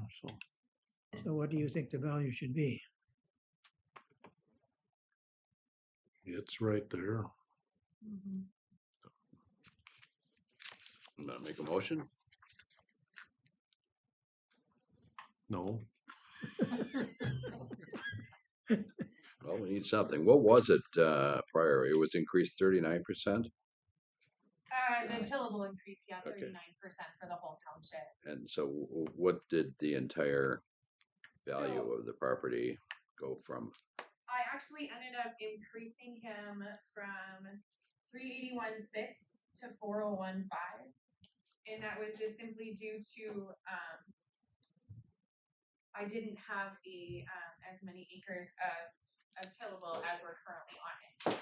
So I know I'm a mess back here.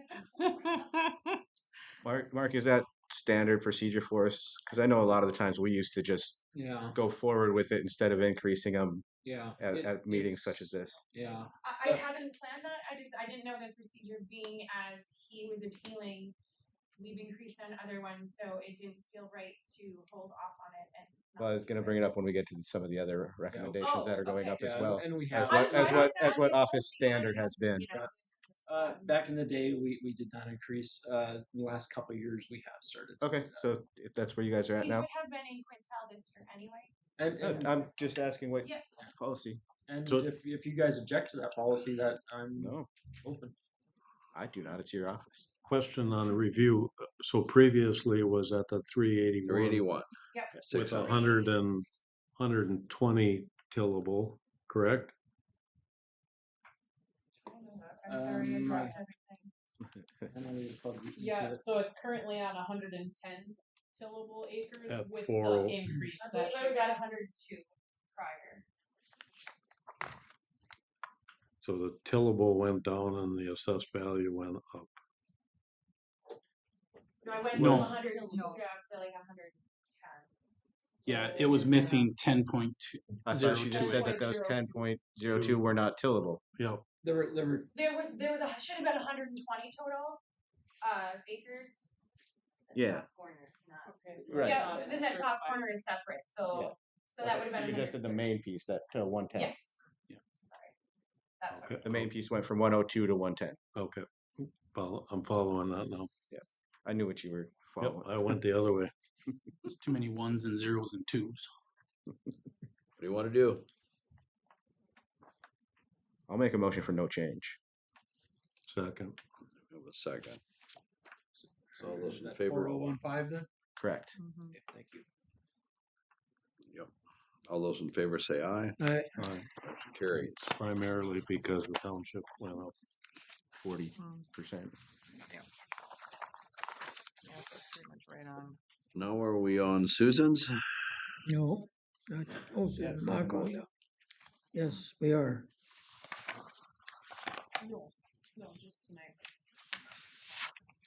And this went to 308, and what was it? This is, she is not, I What- didn't change the value for this year because I was. You did or did not? Did not. Okay, so it's still remaining at the 308. Yes. And what she wanted to appeal was Prior year. prior year valuation. Which we can't Correct. do anything. This is basically a no change, no brainer. I would say I would move to leave that at the 308, 300. And I will send her the tax court Yeah, information she wants there too. It's on the back of the tax statement. Yeah. Okay, I'll second that motion. Okay, we have a second. Any discussion? If not, all those in favor say aye. Aye. Okay. He should get a deduction for the length of time that he took. So let's follow this. So they were assessed at 34,000. Yeah. 32. When did they get adjusted down? Yeah, this is all part of the whole manual adjustment thing. We have Yeah. to revalue land at the same time. On these bare lots, we missed a thing and it was valued at the 30,000. So Jim's partner Larry called our office, alerted us to it. Patty took care of it. We and adjusted the value for these, and then at the same time, the city of Boston also, because it was the same thing with those. where they were increased quite a bit because of that. But both parties came and let us know right off the bat, and we immediately fixed them and went down from the numbers that, like, for example, the first parcel that's listed there, 87,892. That one was originally 36,100, and then through the process prior to the local boards, we still have a chance to fix things like this. And we fixed that one to, or changed that one to 14 too, and then you can see the rest of them. I won't, I can give you all the numbers if you want, what they originally Are those the numbers right there, or? Yeah, these are the Well- current, these are the current value after local board. Yep, after the change. Yep, so if we vote no change, that's what they would be, is the 14s. Yeah. The thing he kind of alluded to it. Really, the gist of it for me is the $5,000 credit, or not credit. It's a building incentive, right, by the city. By the city. Where they write a check. He said it was when you're done with the construction. I thought When it you was build, they that's start. typically, yeah. Yeah, but it's an incentive. Right. And at first we were looking at, okay, well, because we were talking with Cassie Heidi on it as well, and she was telling us exactly what the situation was on it, and so we were thinking, okay, well, maybe we need to make this change. And then it was pointed out to us that this does not normally happen for incentives. So we went to our property tax compliance officer from the Department of Revenue, and yeah, he agreed with. Well, he said he wasn't aware that values were being adjusted for any municipal incentive programs, and it's also, and at the city board meeting there, I pointed out that what we look at to determine our values is what's on the CRV, and the CRVs don't include that. And you can see the last lot sold was for 15,900. He said himself they're valued, or he's still listing them at 15,000. And so really, that's what the value is to him. Now, if it's somebody who buys it and builds, yeah, then it's worth 10,000 to them, but it's still worth 15,000 to the developer. Now, this last lot that sold, bare lot, it was 2014, and sold for 15,900, and this guy bought it as a back lot. And he never built anything on it. So to him, it was worth 15,000. So it's just kind of a, what do you want to do? If they're worth 10, sell a few of them for 10. Show that. He owns all 13 of these that are the ones that are in blue. Yeah. Yeah. Him and Larry do. To me, I heard something different coming out of him. I mean, the value of the completed properties around the cul-de-sac or the loop. Yeah, he's concerned about the values and how the program's all gonna.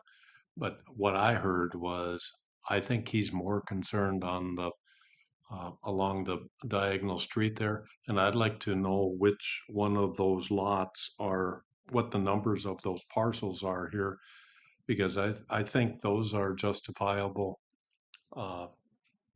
Devalue, the assessed value should be lowered on them, because the other ones have all the amenities are in there already, which is a heck of a deal for somebody looking to build in Boston. And it's a good point. One of the last one that sold at 15,900 was one of the ones on that street. So On the on the developed streets. Yeah, It's that this there. one right here. Yep.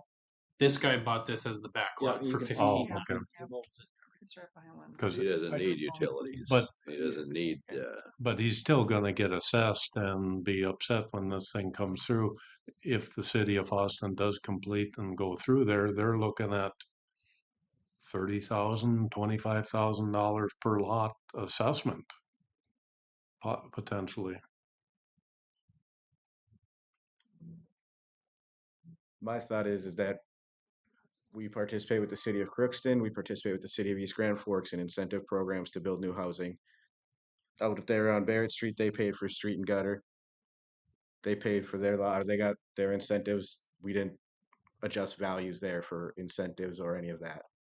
There's plenty of places around the county that have been developed that we haven't adjusted because of potential assessments or incentives. So I don't know if we want to start a precedent where because there's an incentive program or because of possible assessments that we're reducing value.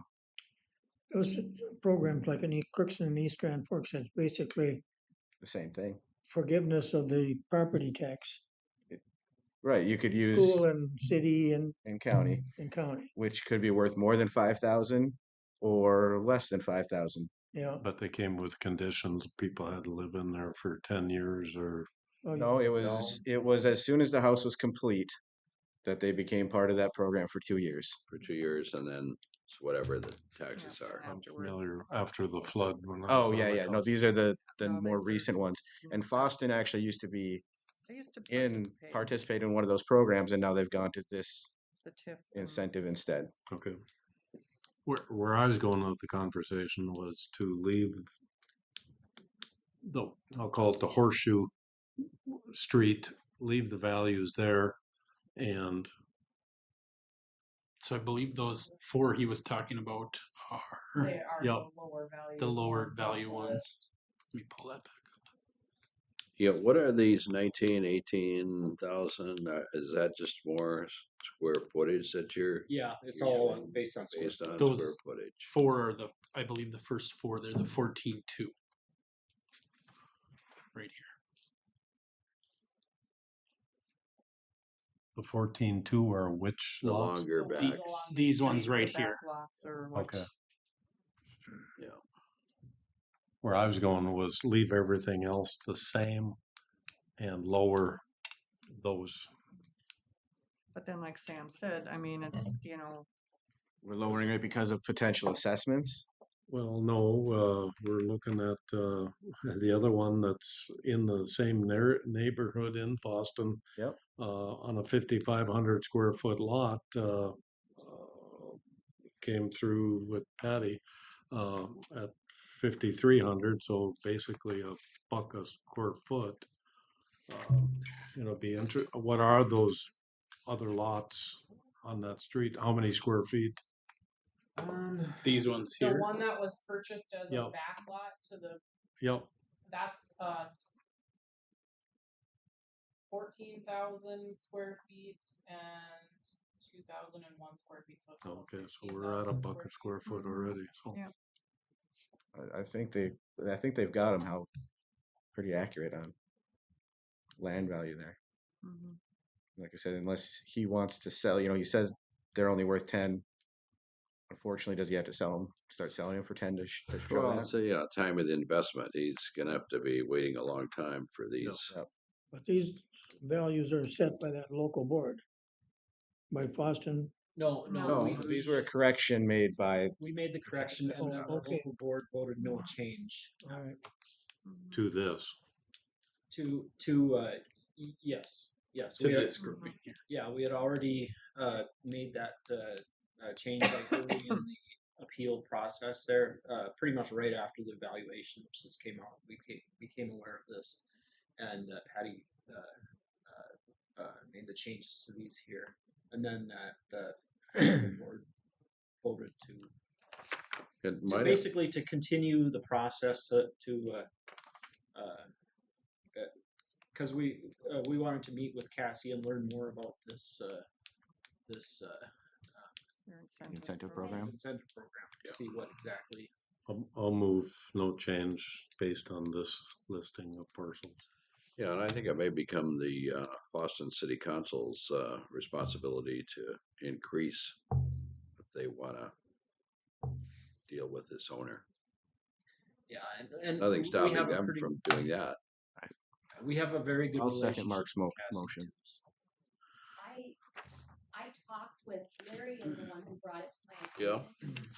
And right away, and I worked through it, and I called Larry back, and I told him what I had done, and he said, yep, that sounds great. He also had another vacant lot north in Boston by the other city-owned lots, and he said that was fine. And I called Jim on a courtesy call to let him know that they weren't at that 36, and then I got a whole spiel and the same you heard tonight, basically. And then he came to, so they were adjusted to this, and then he came to the city of Boston local board, and he was still upset, Jim was. So we set up a meeting, we told him to do a no change so we could set up that meeting with Cassie and discuss it further. And that's where that $5,000 came in. Okay. Well, we have a motion on the floor to no change. Is there any further discussion? If not, all those in favor say aye. Aye. Aye. Motion carries. Ricky and Michelle Cody.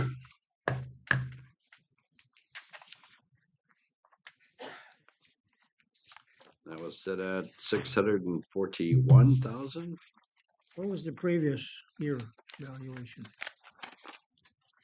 Was it 447, 700? 447. So that's a big increase. I What think percent is that? Yeah, and most of it was probably because of the land. Yeah, well, she kind of got it, like she mentioned, that it was like a triple whammy there. Well, and I happened to be there for Quinn's house, so I adjusted them from our machine sheds to steel utilities, which is how they should be listed. So that kind of increased it anyway, and that's just something we're doing with all of our steel utility buildings. How they initially had been picked up wasn't as accurate per our manual. So I did that, and then, like I said before, we had the manual increases where they, and the utility buildings increased quite a bit. on this parcel, I see a situation like myself where I got farmland and a building site, and I see three distinct situations on this parcel. One, tillable acres, residential property, and potential wetlands. And yes, it's all thrown in a bucket, but I'd like to deal with the three separate, if it's possible, to deal with the house. What I think Michelle said, what, 10 acres approximately? It's a total of 6 building site acres. I was guessing. 6, okay. I think her point of what the average of 2617 on the farmland, I think is legitimate if I've that's. got some maps Here's, if you'd like to see. well, here's my issue. We started using CPI on others. She has CPI numbers for us here. What do they show? Can I show you mine? I want to know what CPI shows. That's what I'm showing. Yeah, well, just tell me. Okay, CPI shows that that it's right in where it should be for all of the properties surrounding it. I have a map and numbers if you want to see it. So what's her CPI number? Her CPI, I come up with 59.69118. So And that's these are me comparable. going in and drawing them out. Can you explain the slashes on the CPIs? Like on, you have her. Those are mine, and Yeah. I'm just saying that there are two distinct Different types of areas. soil. Okay. Pull up my The piece directly to the west of us has a CPI that's very similar to us. Across the road on the 32173. This it's the piece directly west to us. this one. Yeah. I mean, we're next to Yes, the CPI in that front part is very similar to ours. I got 55.39 on that one.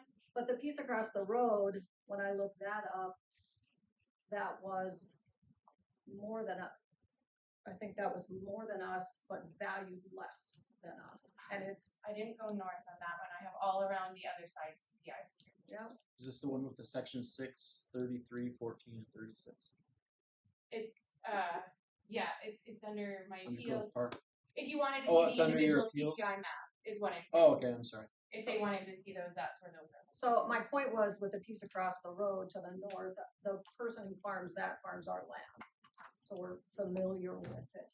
And there's a 3-pivot irrigation system up there and it's valued less than us. And we have sand.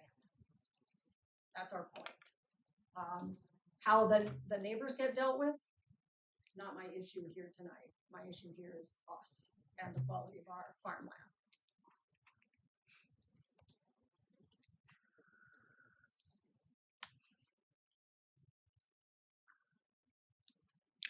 Well, that valuation increase was almost $200,000. Yep. And the value on the farmland segment went, I think you broke it out, or was it 30? The till land is valued at I think it's 3183. So we're $600 above the average, and we have, in my consideration, our consideration, sand that we should be at average at best. And I mean, we consider it below average land. That's sort of our point. And that would be on the 90 acres Yeah. tillable. Yeah. So it was interesting you were talking about how rent should be to use 2 to 3%. Well, at our current value of 3183, our rent is 1.88. If you take it to the average, it's 2.4. I mean, it makes sense. I like that stuff. Makes sense.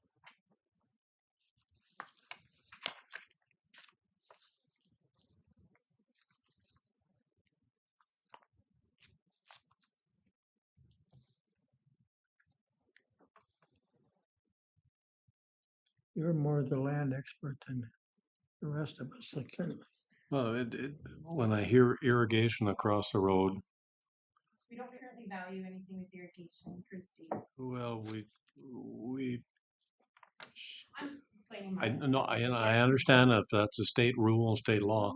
I get it and I understand. No different than drain tile. Drain tile should be assessed, in my opinion. And because that is a factor of the soil productivity, irrigation and drain tile. And that's where I'm having a hard time with this whole situation is when the average in the area is 2617, they're being assessed 3,200 and Yep, no, I understand that. It has a lot to do with too with Grove Park Tilden is, the west side of it is much, much lower.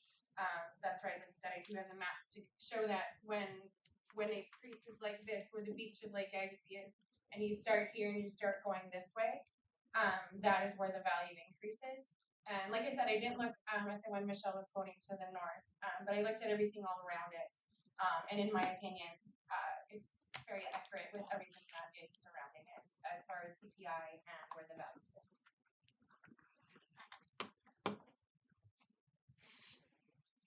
And we had some discussion about the wetland. Did that get? We can't. That was one that the board can't. The only one who can do exemptions is the county assessor. I'm talking. He's to. gonna call me on Friday about that.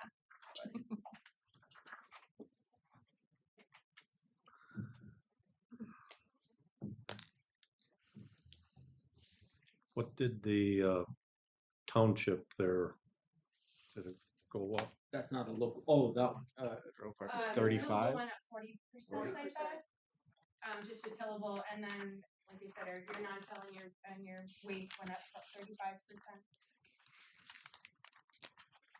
Minus our small building that we built. Our value of the years has increased. And I forgot to take out the value of the new construction, which I think is about 25,000. about 70%.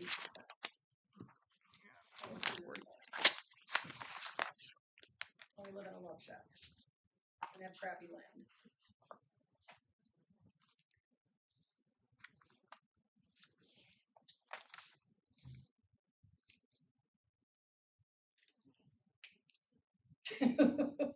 Sorry. The songs and stuff in your head. I can sing it for you. Well, if you have a love shack, who needs good land? True. So the Northland has both the, you said irrigation and also rain tile? Yeah, the northwest portion of that has drain tile also.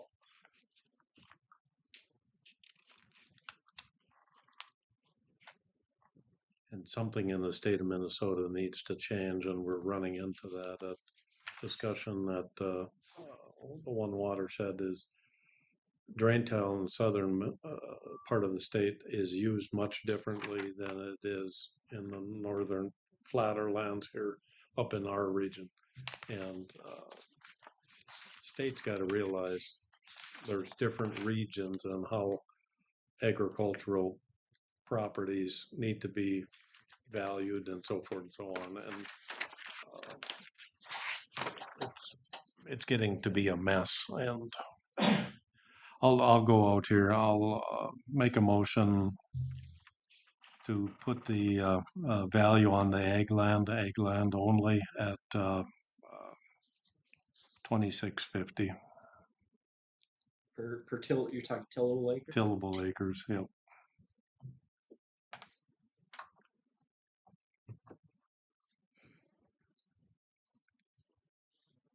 Like I said earlier, to me, there's three issues here: there's farmland, the house, and potentially, and the one we can't touch. Yep.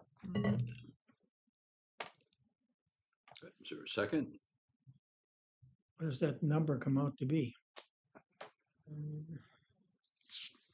It'd be roughly 45,000 or so. $47,800 reduction. Doing it like that. That's why they make calculators I'll on their second the phone. motion. It was pretty close. I On couldn't the have land. done that in my head. Okay. On the till. Okay, any further discussion? If not, all those in favor say aye. Aye. Those opposed, motion carried.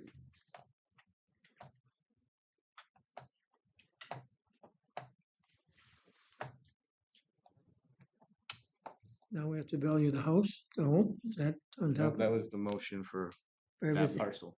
For everything, oh, was on, what was the Right. number? $26.50 per acre was the change in ag land, correct? in ag land. Yep. Yep, so we had, and then so the mobile home will stay as it is, and we can't touch the wetland.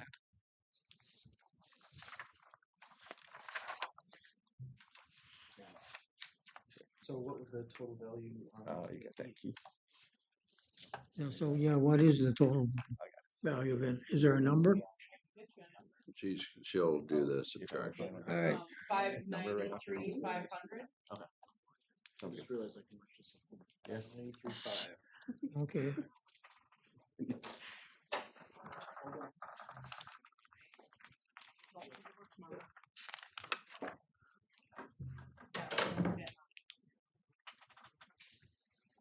Okay, on to staff recommendations, right?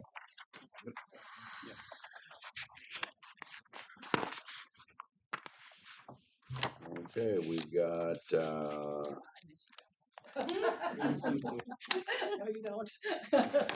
Enjoy the rest of your anniversary.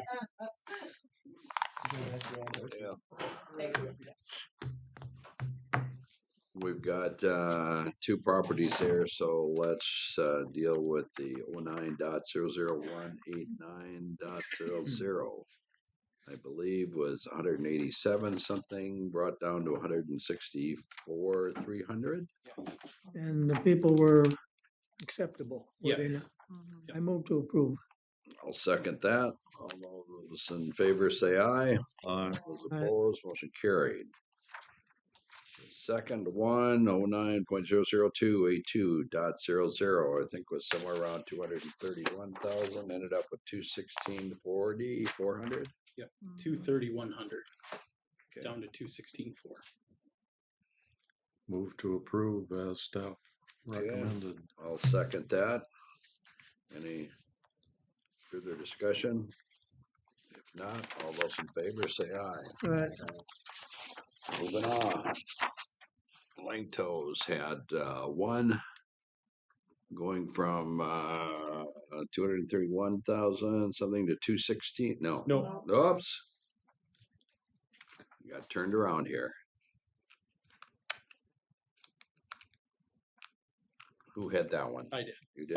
500,500 to 472. 472. All right. And they were acceptable? Yes. I move. I'll second. Any discussion? All those in favor say aye. Aye. All right, make sure my numbers haven't gotten messed up here now. Now we got Michael and Casey Hansen. From 147,300 to 117,100. So moved. Is there a second? Second. Any discussion? All those in favor say aye. Aye. Only discussion I would say here is, was there any of these people who were not opposed to the adjusted amount? Can we just breeze through these things without a whole lot of discussion? Well, we don't need discussion, we just need motions. All right, I move to approve 214,200 for. Okay. Who's that I'll for? second that. All those in favor say aye. Aye. All right. The second, Suzanne's. Down to 97,900. Move to approve as staff recommended. Is there a second? Second. Any further discussion? If not, all those in favor say aye. Aye. Opposed, motion carries. Eric and Rebecca's. Quick question, before we approve all these, none of these were moving into waste or wetlands, correct? Like nothing where, like Michelle's situation is nothing like that? No, the values have all been corrected. I think we've already approved all the wetland ones on these. But these are waste acres, not wetlands. Right, just making sure that Yeah, it's not. the it's- gravel ones it's are not an definitely, yeah, the gravel ones. Any, I'm not- any of the stuff that we're gonna go through, there's nothing that's an exemption that we can't be doing, correct? Nope. Right. Okay, just wanted to make sure with the. Good call. Okay, we've got Eric and Rebecca's down to 80. I'll make that motion. 800 motion. Is there a second? Second. All those in favor say aye. Aye. Carried. Benoit's changed to 403,800. That was acceptable too, was it not? Yes. Yeah. I move. Sorry, second. Any discussion? If not, all those in favor say aye. Opposed, motion carried. The Zimmerman's changed to 376,300. Is there a motion? So moved. Joan, is there a second? I'll second. Any further questions, comments? If not, all those in favor say aye. Aye. Opposed, motion carries. What do we have, a group of them here, or we do have to do them all separate, I guess? I suppose. Yeah, because this one's adjusting First waste acres. one's to a wetland. 6100. What's that? But it was also, there was some exempt and they've all been approved. Yeah, no, that's why I was asking the question, is I just Yeah, said there there were was some that also- were changed Yeah, and this from is- wasteland to wetland, so that's what I was asking. Obviously, it happened here, so. Yeah, and that's exactly why we changed the wetland value to the match for wasteland. Yeah, that was what I asked, and you guys said, no, it didn't happen. I thought you were meaning on those three that with the gravel pits. No, I meant going got it. All the forward, rest. so that we don't do something we're not supposed to. All right, so this one's a reduction to 425,300. I move. Any second? Second. No discussion. All those in favor say aye. Aye. Second. Reduced to 230. Up. Six This thousand. one's increase. Increase. Changed to 236. Because of the hunting cabin. Yep. Is there a motion? Move to approve as presented. I'll second it. Okay. Discussion. If not, all those in favor say aye. Aye. Those opposed, motion carries. Next one is a reduction to 415,200. So moved. Joan, is there a second? Second. Hearing no discussion, all those in favor say aye. Aye. Opposed, motion carries. Next is a reduction to 425,300. I move. I'll second. Hearing no discussion, all those in favor say aye. Aye. Opposed, motion carries.